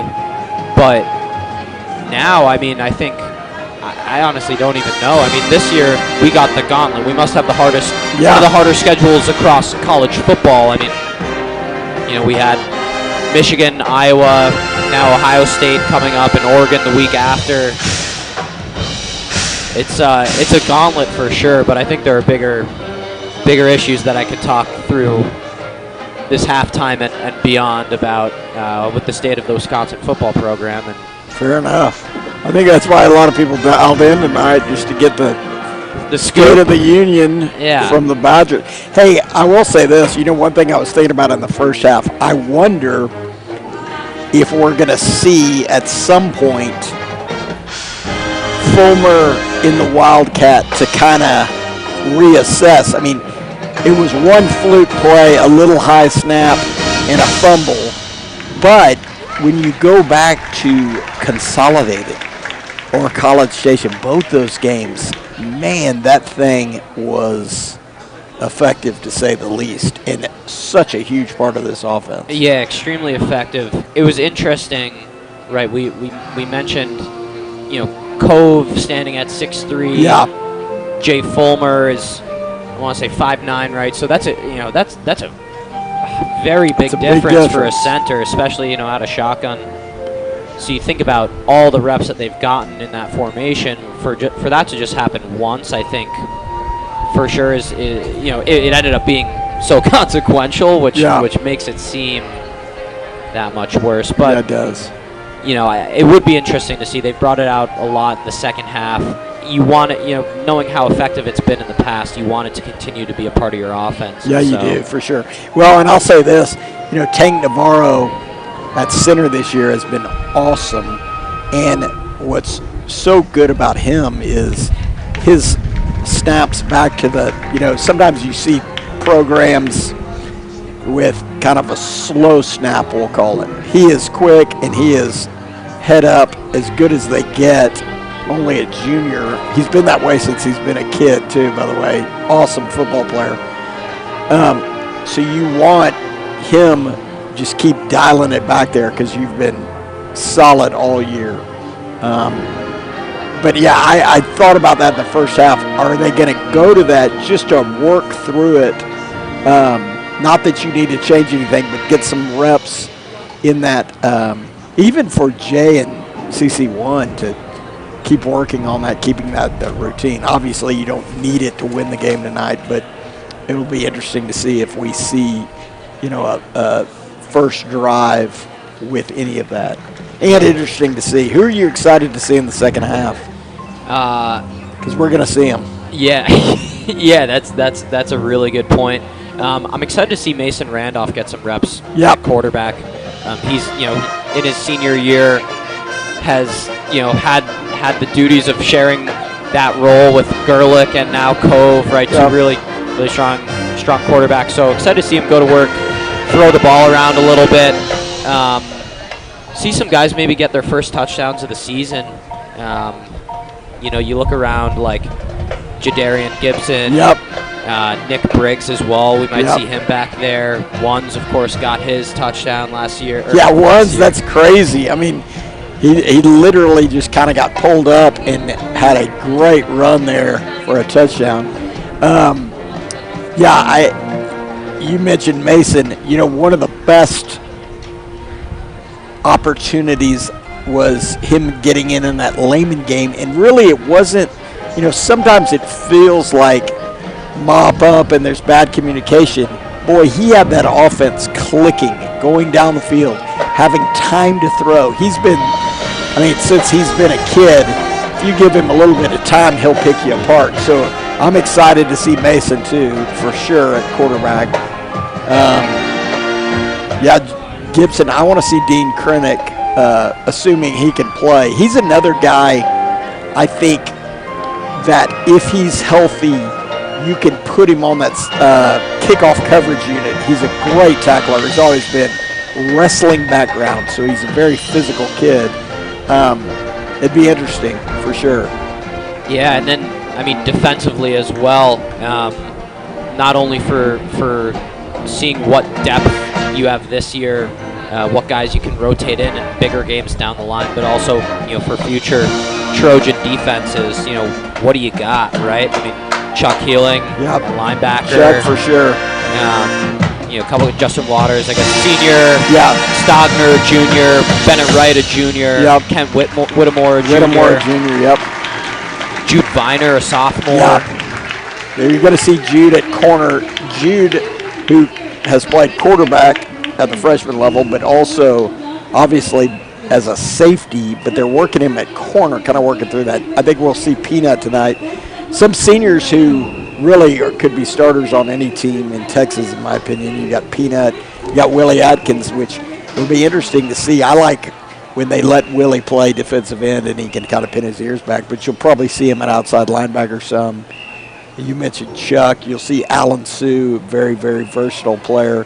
You'll see Waters, very strong at defensive tackle. You can see Smiley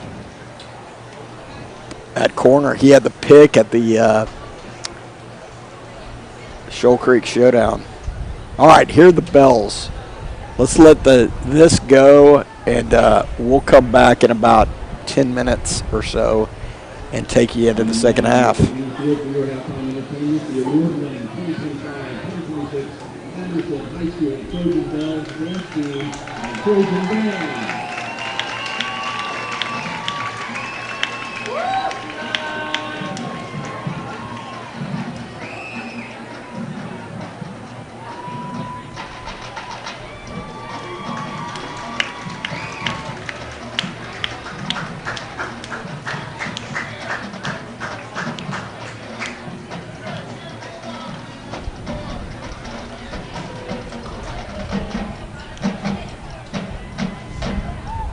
The Trojan Bell County Director is Ms. Kay Orton and Ms. Hayes Harkins. The Bell officers are Sophomore Lieutenant Andy Hutchinson, Sophomore Lieutenant Emily Rubio, First Lieutenant Taylor Watson, Captain Lily McLeod. The social officers are Celeste Bannister, Peachy Brooks, Celeste Portelli, and Bentley Trucks. The bell of the week is Carolyn Tompkins, and officer's choice is Bentley Trucks. Tonight, the Bells are excited to perform a traditional high kick routine to Macho Nacho.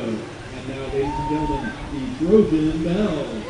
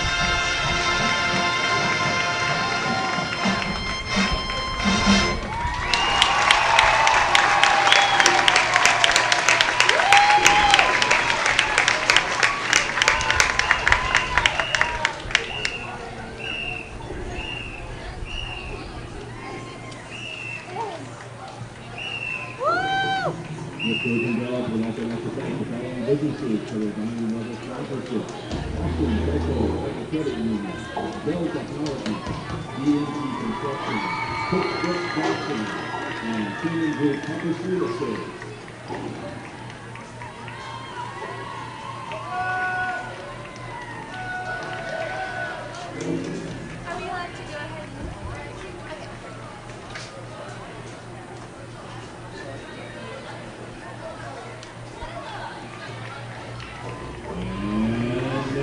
to continue your halftime entertainment, please welcome Anderson's oldest and proudest tradition, the pride of Northwest Austin, your 2025 Trojans marching band.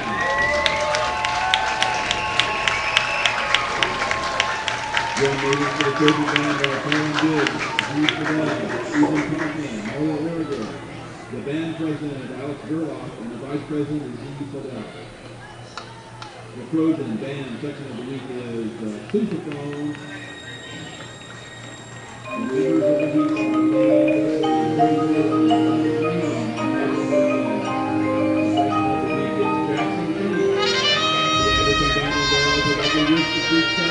good luck with this night's varsity band.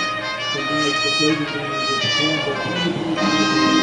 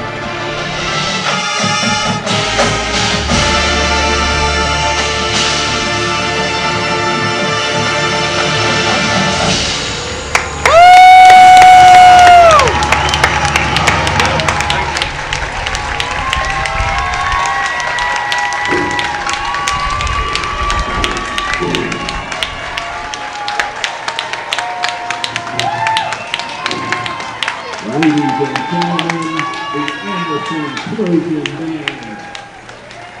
The guard directors are Chad Will and Quentin Hewitt. Front row color instructor is Sophie Thomason. Directors of the Anderson band are Frank Morgan outside and also All right, a great performance by the Pride of Northwest Austin, the Anderson Marching Band. A-Train, sometimes when I go out in the evenings, this is a testament to how hard these kids work. I hear the band practicing past dark. So these kids put in the hours, and I mean, you see it. It truly is a world-class performance week in, week out by these kids. Yeah, it's a full-scale production. One thing I noticed, and again, Northeast background, so forgive me, but they've got the full semi-truck. Oh, absolutely. The Anderson Trojan band logo. I mean, that might be the coolest part for me. But yeah, it is really cool, and it's parked in the school parking lot, and they have a cool thing. They do the Flamingo fundraiser deal, and so they have a flamingo. I mean, it's a cool deal for sure. And again, they've been awesome for years, and so much of it, you know, they're playing, you know, when the other team has the ball, they're firing up the students. It's just been it's been really a cool tradition. It's a full throttle effort. Full throttle effort for sure. I feel like the culture is just really strong within this community. I mean, of course, you have what's going on the field, but the support has been tremendous all season. The students, the parents, the fans, the community members. Absolutely.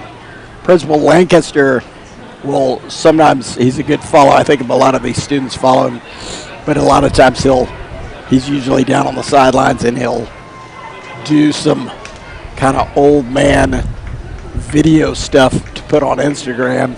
And so he'll capture the students, he'll capture the band, he'll capture highlights from the game. It's all pretty fun.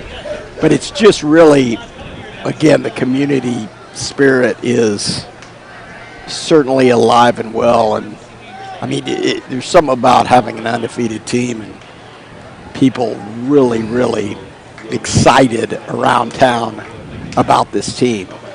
Yeah, well, I'm certainly excited for senior night at House Park. That final home game of the season, I think, will be tremendous. Totally.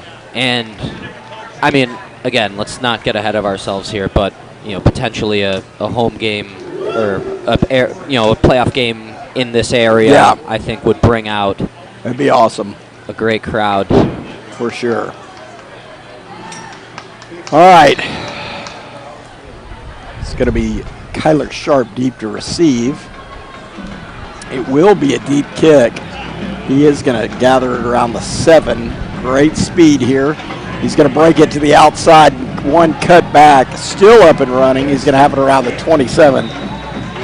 Nice job by the Cedar Creek kick coverage unit to not let a speedy, scary Kyler Sharp take it to the outside. That move to the outside can be so dangerous on these kick returns. We've seen it come and bite Anderson. So Kyler Sharp looking to get his own. Enjoyed that cutback from Kyler Sharp. Absolutely. All right, and it is going to be Cove and CC1 back there. So the first unit back on the field here offensively for the Trojans. Yeah, I'm sure we've got a checklist of things we need to accomplish before anyone starts coming off. All right, here's Cove looking. He's going to fire it there. Nice job, Jay Fulmer still going down the sideline. Jay's going to hammer him in, still up and running, still up.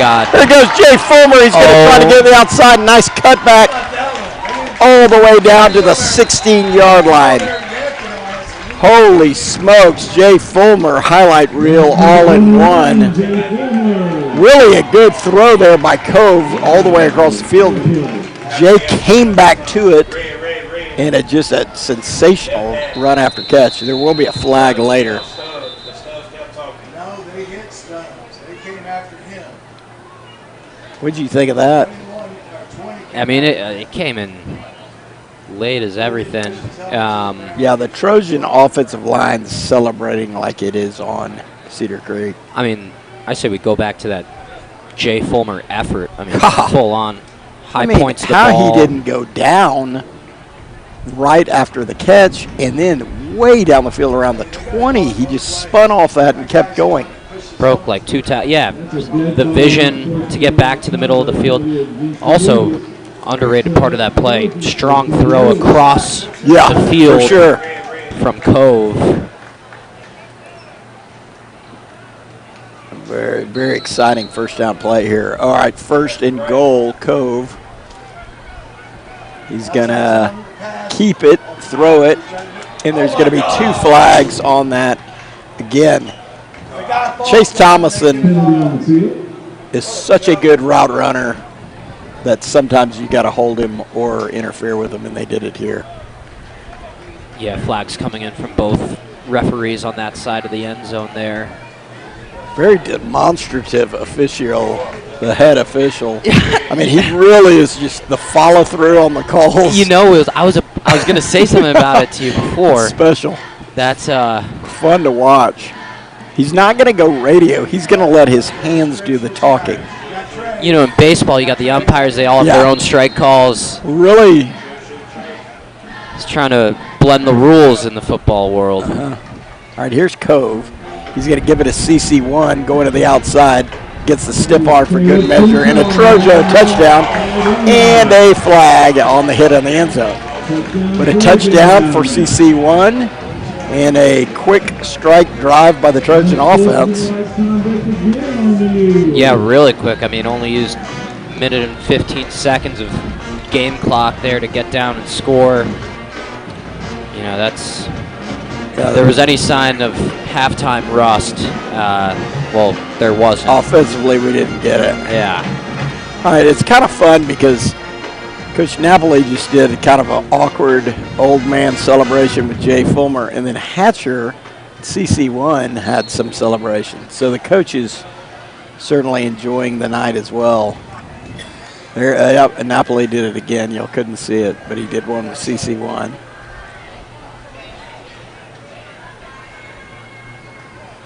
All right, kick is up, kick is good. And just like that, the Trojans lead 42-0 on the first drive of the second half. I think we just got a little frustration pop in the end zone. CC1 clearly in, and this flag will be assessed on the kickoff.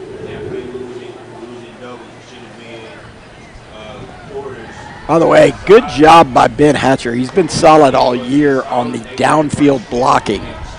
He's down there around the 5 all the way down the field, you know, following the play, in front of the play for Fulmer. Again, these Anderson receivers so dangerous after the catch, and so the other receivers know you're not going to quit until the whistle blocking downfield. Right. I mean, you ask any offensive coach as well, the importance of having receivers that can block. Yep, for sure. Few and far between, and so one of those qualities from Ben Hatcher that won't always show up on the stat lines. But well, and you've also got, truthfully, you got CC1 running downfield. You got, and they're so hard to bring down. You need to stay in there. I think Coach Z, offensive coordinator, you know, he's just been so good this year, mixing up different looks and different offensive sets. And I love, we talked about it, I love the way they came out. All right, little pooch kick into space will be gathered, fair caught. Yeah, he kind of fair caught it after he caught it. I don't know if I've ever seen a kickoff from plus yardage before. Yeah, we've seen one from the 13. Yeah. Our own. Right. Yeah, I mean, you know, I understand the play calling, the strategy behind the pooch kick, but, you know, 45 at 55-yard field goal, you know, off the record. I know. Well, and again, the good thing is Ryan's been so good kicking it where he wants to this year. Why not go ahead and pooch it? I mean, he obviously could have kicked it out of the end zone, but I like seeing that. All right, 1st and 10, Cedar Creek. Look like motion on the offensive line. It is, and it'll push them back 5 yards. Yeah, and that starting defense in there as well. Wheels coming back out to start this half, so we'll see how many drives they get. before we start mixing in a few others. And you had the the Nelson Field hot dog. Well, how'd you feel about it? Visually, when I opened up the foil, wasn't super excited about it, needless to say, but taste-wise, I mean, it did the job. Yeah. Doused it in ketchup.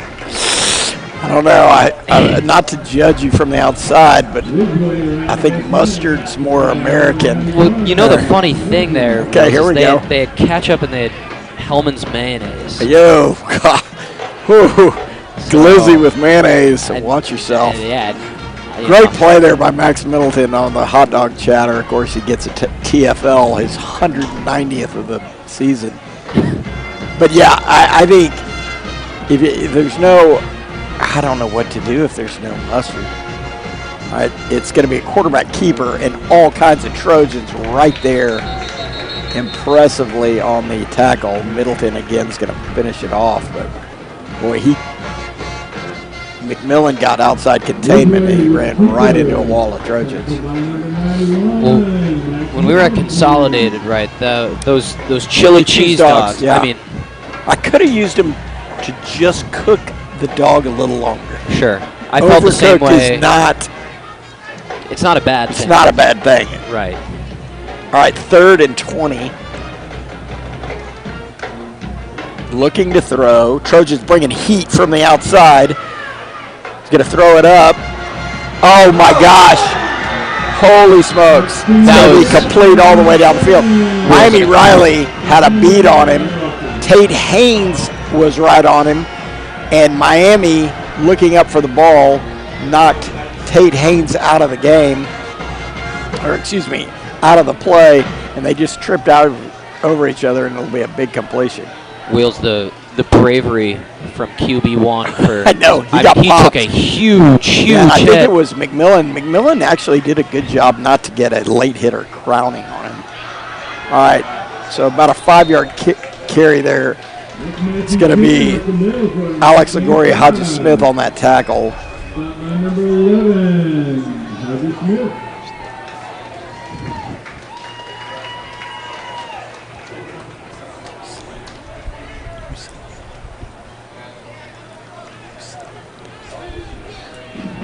Sophomore 34. Jude Viner. Yeah, Viner's into the game. All right, give up the middle. He's going to be close to the first down, but he's going to be short. He's going to have about 2 yards left. Yeah, Jude Viner popped in there for Tate Haynes, I think just precautionary as he tripped. Again, I think if you see anybody go down here, you're going to see him maybe be done for the night. Yeah, defensive back, one of those areas where seeing what you got. Yeah, they want to see starting guys. Yeah, they want to see Viner, a talented sophomore, originally a safety, or want to get a look at him at corner. All right, it's going to be give up the middle. Trojans right there. It's going to be McMillan on the first contact, but since Cesalak did a nice job, it's going to be a TFL, and it's going to be 4th and about 6 from the 41. Yeah, you definitely want to see what you have with a lot of these guys. Again, as this season wears on, with a Weiss, such a powerful aerial assault, make sure you're locked in the defensive backfield. All right, 4th and 6. Trojans bringing a little heat to the outside. He's going to throw it. He kind of got a man down there. It's going to be complete. Let's go. Good job, O. All right, that's just a first down, but there's going to be a little communication there. That's over there between Viner and Miami. Tate Haynes is going to come back into the game. But, again, all of that's good. You want to get that communication, make sure. And a lot of it is, Tate and Miami have developed a chemistry where they can almost read each other's moves. All right, give up the middle, and there. All the Trojans involved there. Smith, Middleton, McMillan, and River. Yeah, I think for a loss of 2. I think for Viner, that's good tape, right? You go absolutely this week. You go watch what happens. Yeah, Coach Dez, our corners coach, will 100% coach off that. All right, 2nd and goal from about the 13. Trojans bringing heat. Breaks contained, but Mr. Clean, good tackle there. Totally clean tackle by Mr. Clean. After a modest gain, it's going to be 3rd and goal from the 10-yard line. You know, it's interesting. We haven't called Pierce Miller's name all that often so far in this one. Feels like. Yeah, you know what's funny? He is, I believe, leading the team in tackles. He's had some just absurd games. Massive games. I mean, consolidated being the most notable in my book. Great game. All right, it's going to be a pass over the top. Tate Haynes going to have the interception. No, incomplete. Yeah, so Mr. Clean having an absurd amount of tackles.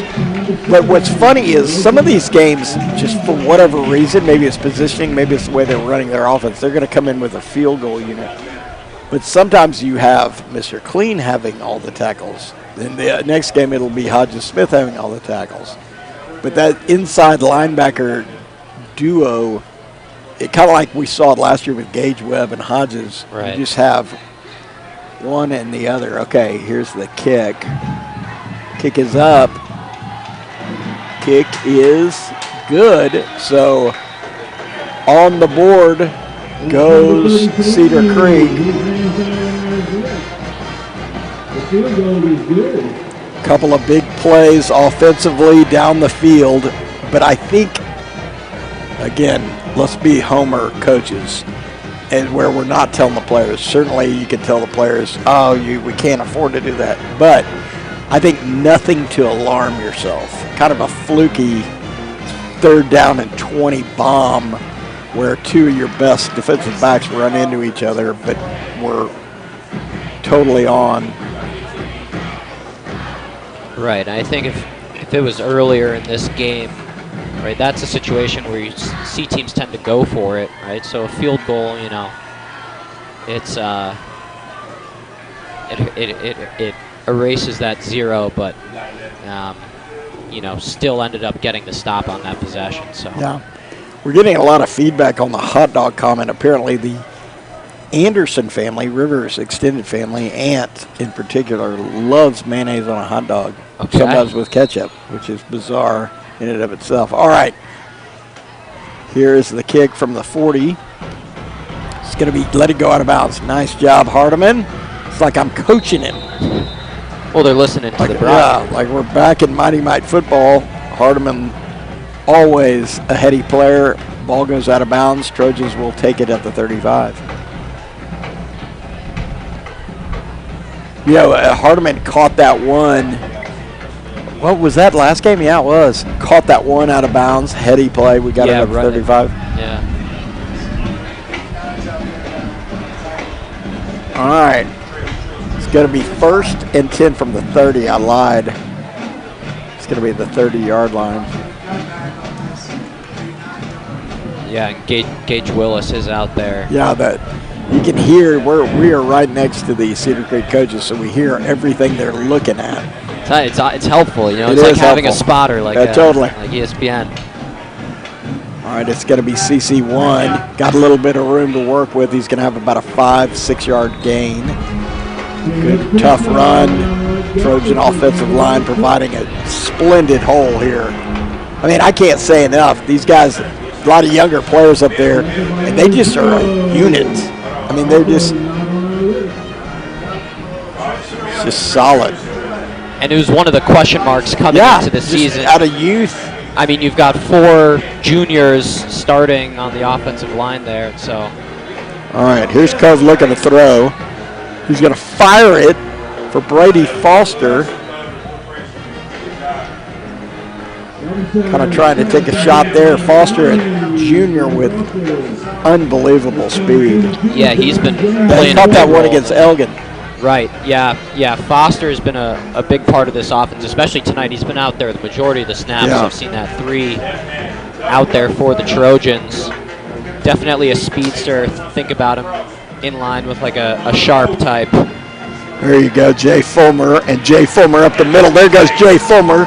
great speed and strength, and a big play on the quick slant to big play Jay Fulmer. He rumbles down to the 30-yard line. Tackled by number 17, Jay Gonzalez.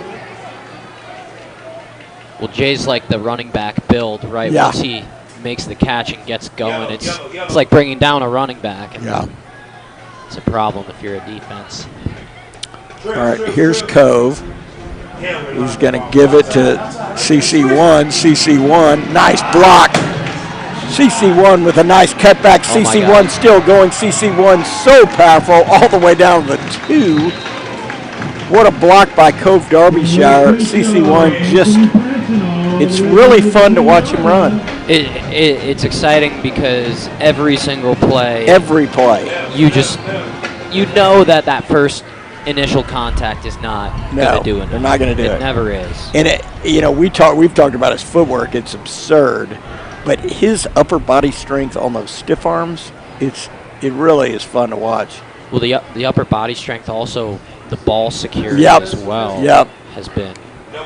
Yeah, I mean, you of all people can jinx. Yeah, Okay? right. So, all right, well. All right, it's going to be Cove up the middle, fighting through. He's in the end zone. They'll give him the touchdown, Trojans. So a heck of a lot of Trojo from this offense tonight, and another touchdown. This one by Cove Derbyshire. Yes. I mean, I'm thankful they didn't give it to CC1. Yeah. Because if he had fumbled, I probably. it would Merle would have fire me. retired. Yeah. Well, to your point, unbelievable ball security from one. Like, again, several college offers, but they really should keep rolling in because he's a dynamic back who has been so good in every game.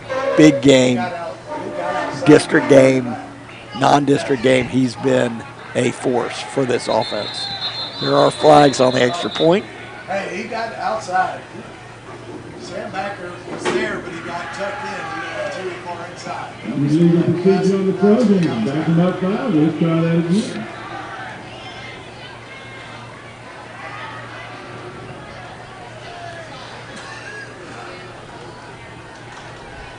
It'll be 5 on the Trojans. Give Osbo a little adversity on this extra point. Now going to be about a 25-yarder.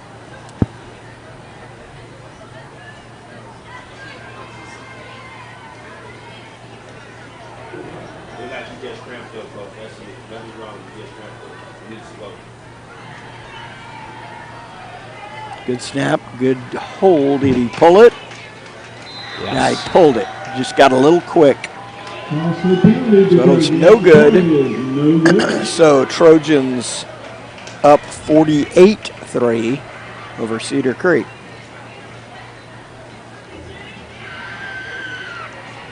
It's interesting, the mental side to the kicking game. Absolutely. You absolutely nail one on that first try, and you move 5 yards further back, and all of a sudden. Well, it's funny, too, stuff I never realized.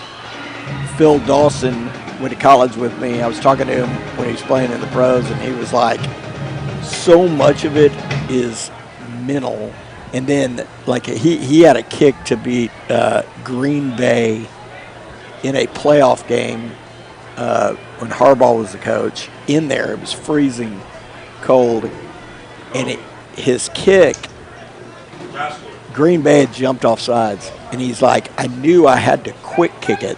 Like, there's all kinds of stuff on where the rush is, where the pressure is, on how that affects the kick. And he quick kicked it, and again, he made it clearly, but he pulled it a little inside the deal. But he said, I knew I didn't want to have a block and maybe them not throw the flag. I knew he was off sides, and I knew I had to kick it quick so it wouldn't be blocked. Okay, Osmo's going to kick it short. It's going to roll out of bounds, so it just trickles out of bounds. And Cedar Creek will start from the 30-yard line.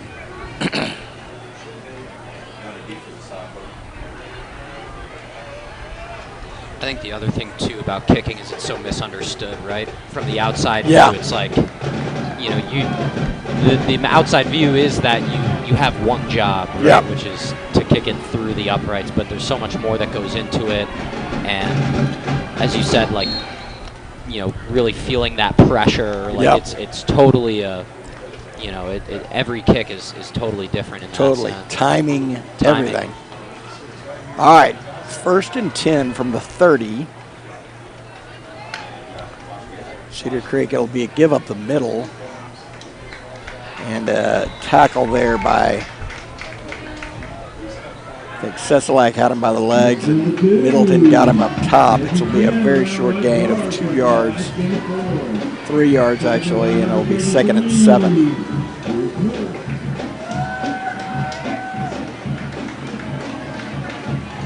All right, 2nd and 7. Another give. And a big hit in there by the Trojan linebacker unit. Roger Smith, Alex Angoria, and Rowan Erickson in on that. Now, if you could notice, the Trojans really going almost with a 5-man line. They're bringing Pierce Miller down there on a lot of this and bringing Longoria up, or River up on the short side. I mean, not Rowan Erickson as almost an outside linebacker. All right, 3rd and 7. Looking to throw. He's rolling. He's going to be popped, and it will be incomplete. But good pressure there. Cesalak and Smith forcing that pass out of bounds, and it will be 4th and 7.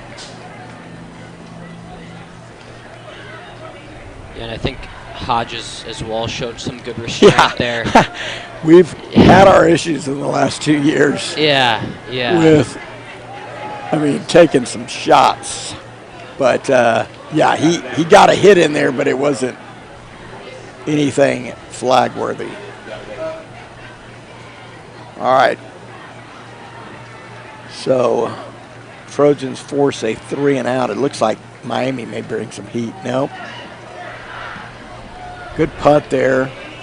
It's going to bounce around the 36-yard line, 37-yard line. It'll be 1st and 10 Trojans. So a good 3 and out by the Trojan D there, responding to, I guess, the adversity of the 3-point field goal.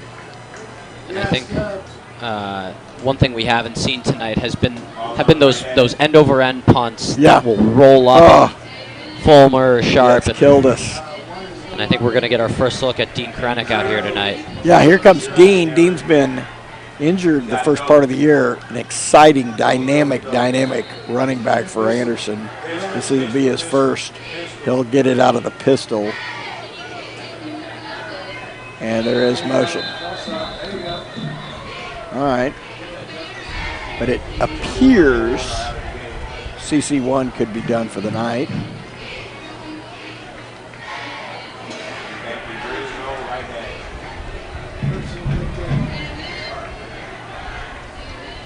So it'll be 1st and 15 Trojans.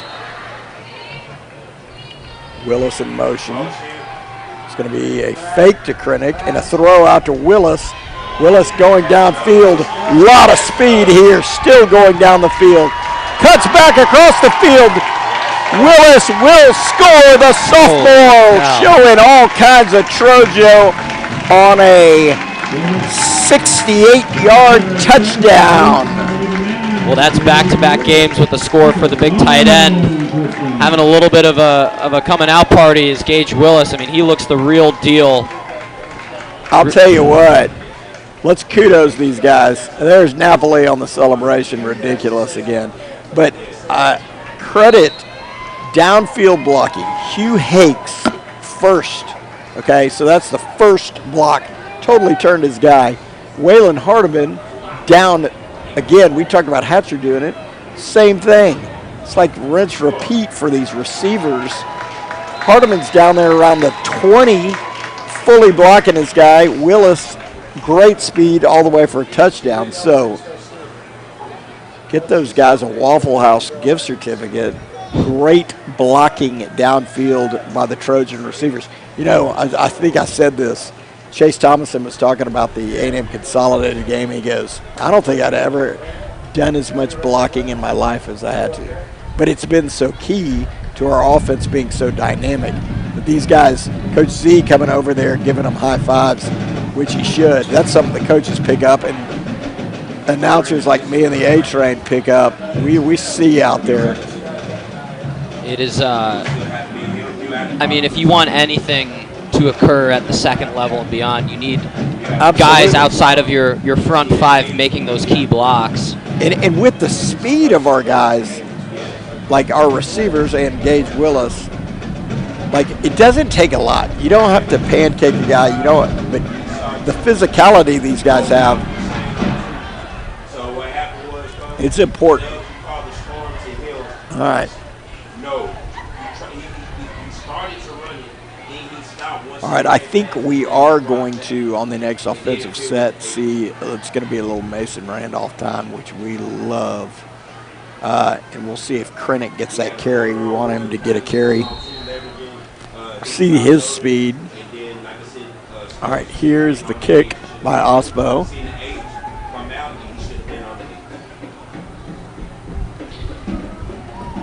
He's going to boot it deep, deep.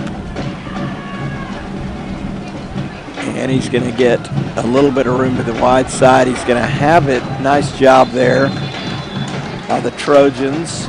Dylan Gardner over there in the area. Dylan Gardner got a good shot in on that blocker. Nice job by the Trojans there. And I think we're going to see some of those big defensive changes now, Wheels. Yeah. A couple of new guys in. I mean, Bennett Wright, we've seen him throughout the game, but he's out there. Yeah, Justin Webb was down there on that, Justin Waters, excuse me, down there on that kickoff. Oh, yeah, Willie's in there at defensive end. Got Chuck's in. Let's give up the middle. Trying to bounce outside. He's going to be wrapped up by a whole host of Trojans, so nice job there at that second level. Yeah, Chuck Healing as well has made the move in that Mike spot. Yeah, Chuck's in. Alan Sue, the dude's in. Willie's in there at D end. I love, again, selfishly, I love him at D end because he is so good off the edge. And Jude Viner as well is back on the field for the Trojans, so yeah. good chance for a little bit of redemption there. That's for right. the young DB. Yeah, and I think Peanut's about to come in. At least he's talking to him. Yeah, Peanut's going to come in for Rowan Erickson in this fourth quarter, which I love to see, a big physical corner. And that'll take us to the fourth quarter. Trojans lead 55-3.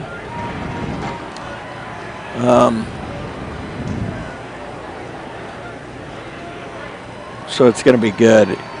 And I like it. Here comes Smith and McMillan kind of coaching up their respective positions.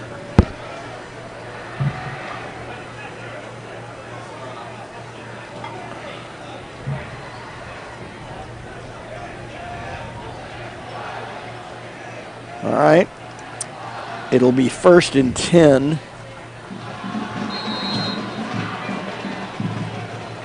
Coleman now in at outside linebacker, replacing Mr. Clean.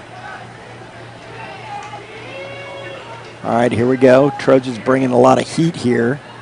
It's going to be a little flare out there. Good coverage there by Peanut. Logan Gephardt in at safety, replacing Miami. Logan Gephardt, seriously one of the better safeties. We've talked about the 7-on-7 stuff. As Whittemore's now. Yeah, Whittemore. Kent Whittemore, solid pony baseball player on one of my teams. Whittemore, a big athletic defensive end coming in for Cecilak.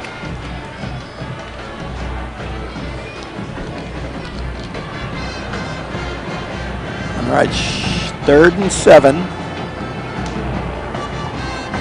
Trojans bringing a lot of heat, and he'll be brought down right around the line of scrimmage. It's going to be Bennett Wright on the tackle. Boy, Chuck's mad because Chuck had a shot to just demolish. But 4th down, we've talked about it all year, especially on a lot of these plays.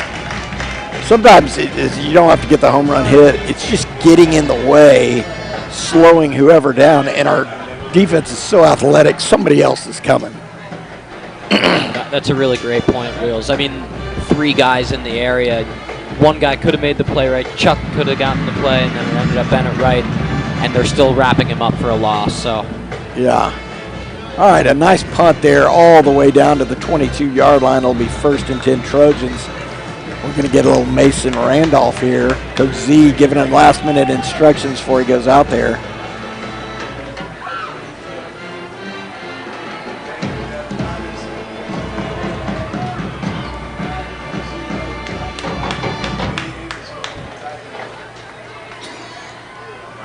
So Randolph will lead this Trojan offense back out onto the field. 10:26 to go here in the 4th. Dean Krennick in the backfield with him out of shotgun from 1st down. Still looking for his first touches. And he will get it up the middle, and he's got some room to run. There goes Dean Krennick, breaks one tackle, escapes to the outside. There goes Krennick. Oh boy, a huge run. Down to the 27-yard line goes Dean Krennick. Yeah, the first run back as a Trojan, and it's a big one. Yeah, we saw it last year. He had some dynamic runs, great speed, so fast out of the backfield. Love to see Dean back and healthy. He's the kind of kid who you have a long run in the playoffs. Dean Krennick can really seriously help you out. Well, we talked about the 3-headed monster, Krennick, Dom Mays, Jay Fulmer.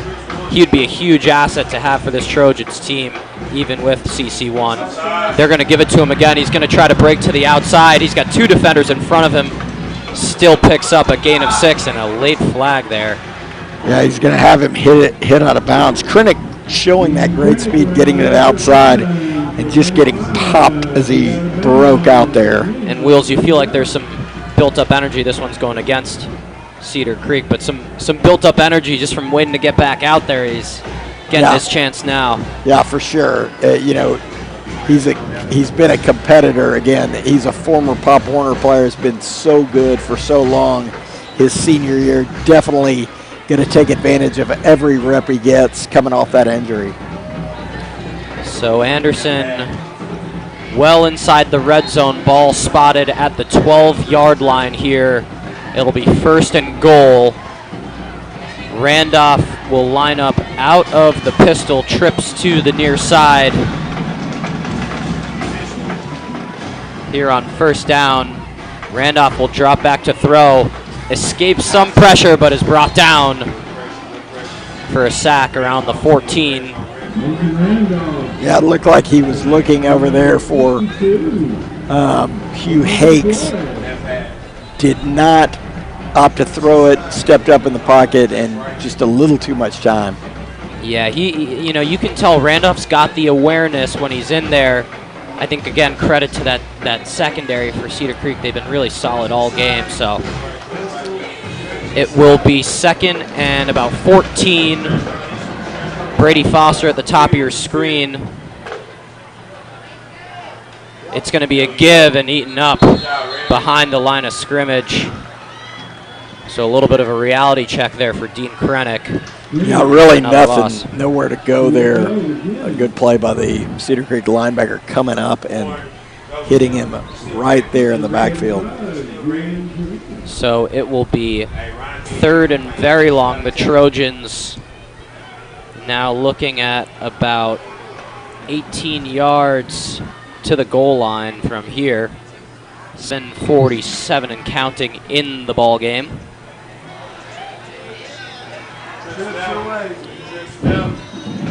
It will be trips stacked near the line of scrimmage to the left. Hardiman at the bottom of your screen, and a delay of game coming against the Trojans, so that will back them up 5 more. So we wanted to, see some quality possessions out of this, second unit for the Trojans. Drive still alive here. Randolph will keep out of the pistol. Scrambles to his right. He's going to fire. was looking for Hugh Hakes, but just past the outstretched arm, so it'll be 4th down. Yeah, that was a good pass on the run there by Mason. Man, just over the outstretched arms of Hugh Hakes. But a good throw there on the run that would have made the 4th down a little more manageable. Yeah, really thought there was nothing doing there either, but credit to Randolph getting the throw within range. And so looks like the Trojans will go for this one here on 4th and very long. Ball at the 23-yard line. It's Randolph in the shotgun, Krennic to his left. There is going to be a timeout. And Cedar Creek will call timeout. That is surprisingly their first of the half after they obliterated two the quick timeout ones in the first. in the first, yeah. So Yeah, we'll get a timeout here. Cedar Creek defensive staff upset a little bit, trying to get somebody in position, waited till the last second, did get the timeout. Again, this coaching staff with pride, these players with pride, they obviously want to keep Anderson out of the end zone here. Right, and you know, for some of the guys that are out on the field for this Anderson offense, right, this is a tie game. You know, absolutely. This is full effort, all things go. Yeah, 100%. Of course, 4th and a million from here, so you know, you wonder what kind of play we're drawing up. It'll be interesting, though. We've got 2 receivers on the near side. 2 receivers to the far side. Dean Krennic now moving back into that pistol.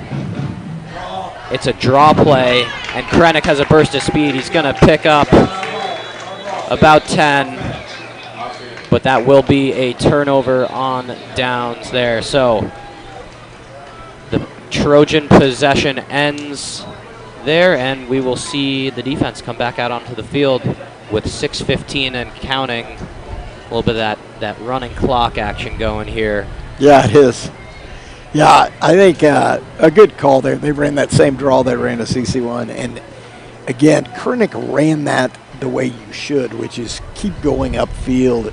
He could have, stopped, tried to get wide at that second level, which I think there's no reason to do that. And without stating the obvious, Wheels, I mean, just really, really good to see Krennic back in action with a few major positive plays. All right, Cedar Creek is going to throw to the right, and that pass looks to be incomplete. Yeah, good pressure there by number 8, Alan Sue, the senior, closing in on that quarterback. Yeah, good pressure, good coverage as well on that far side. Cedar Creek will have a look at 2nd down and 10 yards here from the 13-yard line, apologies. Shotgun formation here, 2 receivers towards the bottom of your screen. They've got that H-back motioning to the right. It's going to be a run, and it is absolutely stuffed up. Justin Waters, the senior, getting through, making a huge play in the backfield. Teammates fired up on the sideline as well for the kid. Well, Waters has been battling injury, but really came up as a linebacker. He's so strong and moved him to D-tackle. Great job by Justin getting in there and absolutely making a huge stop. Well, Waters likes stuffing with his Thanksgiving turkey. He's going to back him up to the 8-yard line. It's going to be 3rd and a lot here. Some pressure coming. They are going to get the flag there. The back wrapped up in the backfield there by Alan Sue, the dude, but this thing is going to be coming against the Trojans, I believe, Wheels. Yeah. Old Chuck wants to get in there and make some havoc. He is going to get a 5-yarder there. Hickey, senior defensive end Paul Hickey, has got a size advantage. If you'll notice, that humongous right tackle for Cedar Creek, Hickey's having to go against him. Now, Hickey does have speed advantage on him, but they're getting in quite the wrestling match out there. So it'll be 3rd and 10 from here.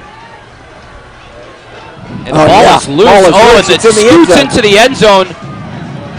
We'll see who recovers it. It looks like the Trojans do have it.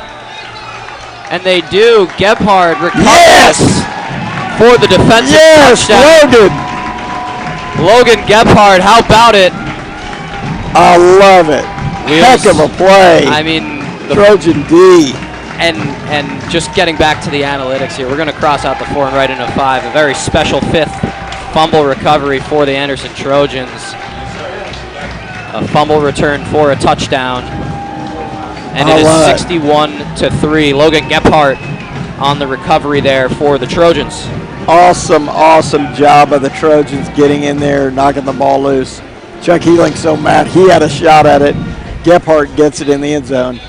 Let me go back. I'll let this extra point go, and then Ospo on for the extra point, and he knocks this one through. 62-3 is our score. Hickey's giving up maybe 100 pounds over there, and I'm telling you, goes straight in on the guy, provided all kinds of pressure from the stand-up defensive end. It is this Trojan D-line, kudos to them there. Waters with an incredible Stonger's in there. I mean, really cool to see those guys get in there and do incredible work in getting the touchdown. And Gebhardt's earned it. We talked about this early on in this one, how and even in the pregame, how the defense, the culture of this defense is ingrained not only from the starting 11 but through the depth chart. It really is a hard-nosed, pin-your-ears-back style of play, and they put that on display right there. It really feels like they can get tackles, sacks, fumbles, whatever you want from all parts of this depth chart. It's fun to watch. No question. As you mentioned that, we think back to the Shoal Creek Showdown, sponsored by Eddie Joseph and Legacy Turf. You had Smiley with a good pick. So your point is spot on. This defense extends in waves, and they come at you in waves. So an awesome job by the Trojan D. Several outstanding team plays and outstanding individual efforts. So Freeth will hold for Ospo from the 3:55 to go in the ball game. Trojans out to a 62-3 lead. Ospo's kick is on a line and deep to about the 10. Taken out by Cedar Creek and met by a wall. Now Levi Kucherman, the senior, coming in there and getting the push, and then D'Lo. Tell you, David Lopez, a great senior, has played a bunch of H-back for Anderson, in there on a lot of blocking, caught some balls last year. Just a really good football player, but it's awesome. You're seeing different waves of a kickoff unit in there. Levi getting in there, just a really fun to see. Now here's Dylan Gardner in there at safety next to Gebhard. Davion Phelps as well. Smiley at the bottom of your screen. Whittemore getting in there late as well. So out of the shotgun, looking for a receiver. Nice little spin move there before being brought down. Chuck Healing. That is awesome. That is great coverage by Peanut.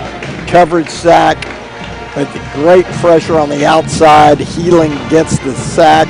Bennett Wright back there. Yeah, Bennett Wright is in there at defensive end, I believe, which is fun. Bennett Wright's like, why are you pulling me? I just made a big play. It'll be Coleman in there for Wright. Out of the shotgun, it's a give up the middle. And sort of just slowed down there by a few blocks of his own. It's going to be a couple Trojans in on the stop. Whittemore was in there, Healing in there as well. So it will be 3rd and about 5, 2:24 and counting in this one. Trojans looking for one last 3 and out here. Out of the shotgun, it's going to be a keeper, and Met wrapped up and put to bed by 3 Trojans in there. Stogner is in there. Stogner, Coleman. Yeah, it's going to be the 2-minute timeout. Now, one thing to point out here about this defense, you can see the versatility here and the different looks they're giving these kids. So you saw Bennett Wright slide out from D tackle, getting some reps at D end. You saw Coleman come in, get a rep at D end, and then Coleman and Willie flipped, and Willie went to D end. So Willie's getting looks at outside linebacker and defensive end, both positions he has no problem with. But giving Coleman a look at that is pretty good, the junior, and obviously Bennett Wright. Again, you're talking about kids that are physical, fast, that can play 3 different positions, 2 different positions.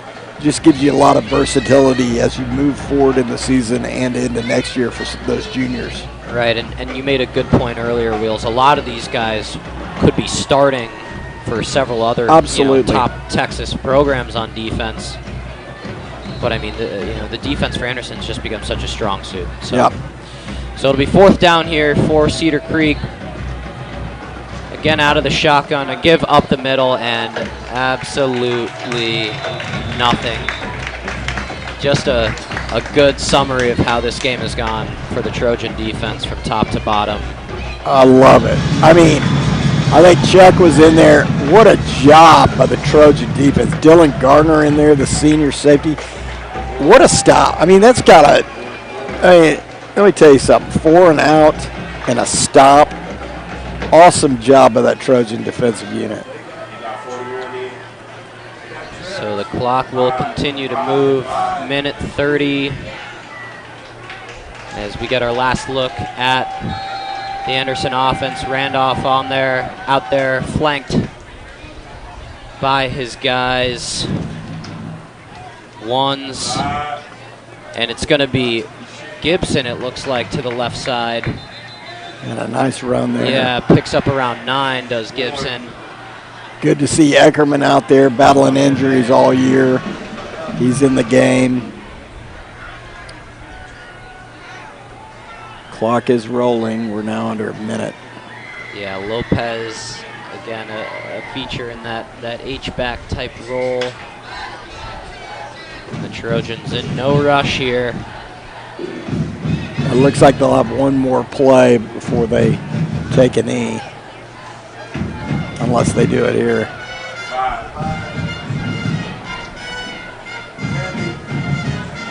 Yep. It is a designed run for Randolph's spin move before being brought down at the 21-yard line.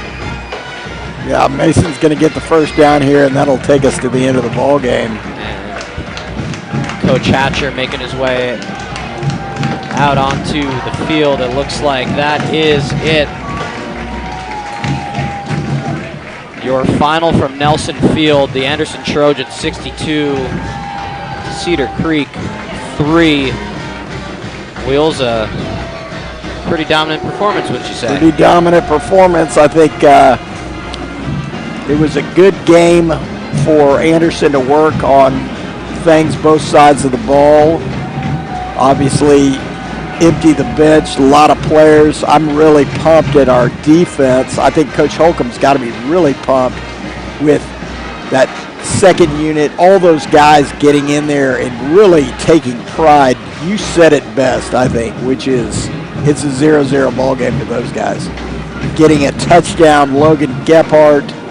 I mean, a lot of fun there. And then the offense, Dean Krennick, great little start there. Really signs for, future play and into the playoff run. Yeah, Dean Krennick could be a major part of this offense going forward, and saw flashes there of hopefully what is to come. And you mentioned it, Wheels. I mean, just some electricity late there from the defense. Something you love to see. Got the guys on the sideline fired up as well, and yeah, just a really fun performance to watch. This Anderson defense proving itself yet again what a powerhouse it can be. Texas 5A definitely putting some people on notice, and yeah, liked what I saw. Glad we got to see Cove get some more aerial opportunities. Yeah, that was well. cool. That was really cool. I mean, credit Coach Z. again, I'll say this is a little whatever, but you could have lined up and gave it to CC1 30 times and been up whatever you want. Throw a number on the score. But it really looked like they came in with a, here's what we're going to do, here's what we're going to work on, here's how we're going to get better as a team. And they certainly did. I mean, I think this win is about getting better. And again, we move into next week on the road, Hayes, a comparable team to Hendrickson, and we've seen you can't afford to slip up there. You're going to need to bring your A game. But another opportunity for the Trojans to get better, advance, continue on this district march, stay undefeated.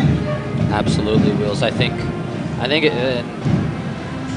I mean, this is going to be kind of random. I think if I'm Hayes, I'm watching the film and I'm being like, what is going on with number 89 for Anderson? I mean, Gage Willis. Yeah. I feel like we might be seeing a budding part of this offense coming to play here. I think so. That's 2 straight games with a touchdown for Willis. Yep. That one for 60-plus yards. Yeah. Just wanted to make sure we got that in there in the close here. Yeah, Gage Willis, originally, I guess, as a freshman, a receiver. But I think the ability with his size, if you can get him to block like a true tight end can block, there is no end to what his potential could be. So exciting to see. I mean, you saw his speed. You can't coach that. And I think a very good thing for Trojan fans to watch moving forward. What's cool is you have a senior-led team. We've talked about it all year. But you've got these guys like Willis, Mateus at tackle. Maybe you'll Jude Viner a little bit. You've got Jay Fulmer. You got the juniors for sure. And then you've got other juniors popping in here and there. So you're really seeing the program advance to a level where we really look good. It's exciting to watch, Wheels. It sure is. It really sure is. And we say it a lot, but what a credit to the job this coaching staff has done. Oh, gosh. It's unbelievable. They have turned the Anderson Trojans into a threat in Texas 5A. Yeah, and at what point do you start thinking, I mean, certainly when you're in Division 5A, Division 1 of 5A, very interesting because you started looking around at the teams and there's some really good teams for potential playoff matchups.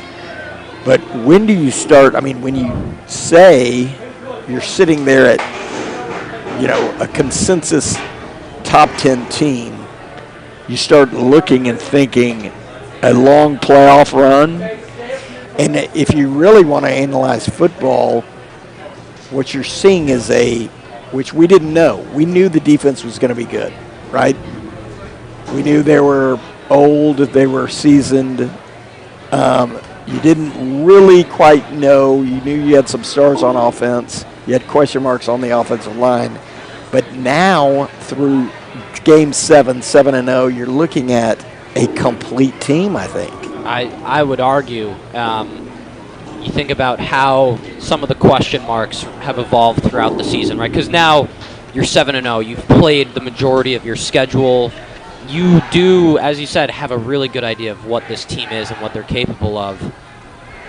But ultimately, right, like the offensive line, the quarterback play, what are you going to get from your transfers from Caleb Crenshaw and Miami Riley? Well, that question's been answered. I can tell you that much. Oh, yeah.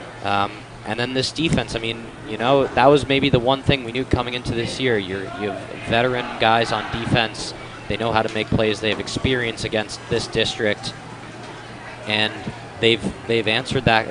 There hasn't been a question to answer. They've come in and they've done exactly what was expected and more. So, listen, the ceiling is a different galaxy right now. It really is. And so we're going to see some really interesting football. The best is ahead of us. So keep an eye on these Trojans. Yeah, for sure. And again, it's fun to see the crowds these boys have played in front of. Certainly fun to watch all year, and I think this is just the beginning. Kudos to the staff, kudos to this senior class, kudos to this football team continuing to work hard to get better each week, each game, and let's keep it going next week against Hayes. Wheels, if I was still in high school, right, and Okay. I was playing for this Anderson Trojan team, Okay. I don't even know how I would be able to focus on schoolwork. I would be every day I'd be just thinking about football. I mean, Totally. you know, we had a not very good baseball team that I was on, and once spring comes around, that was all I was thinking about. So like, I can only imagine when you're talking about a team that could potentially make a deep playoff run. Yeah. Thinking about your history exam, you know. Totally. I mean, there's no question. Now, we do have good students on this ball club, make no mistake. But being in the middle of a run like this, a historic run, somebody said this, and it's true.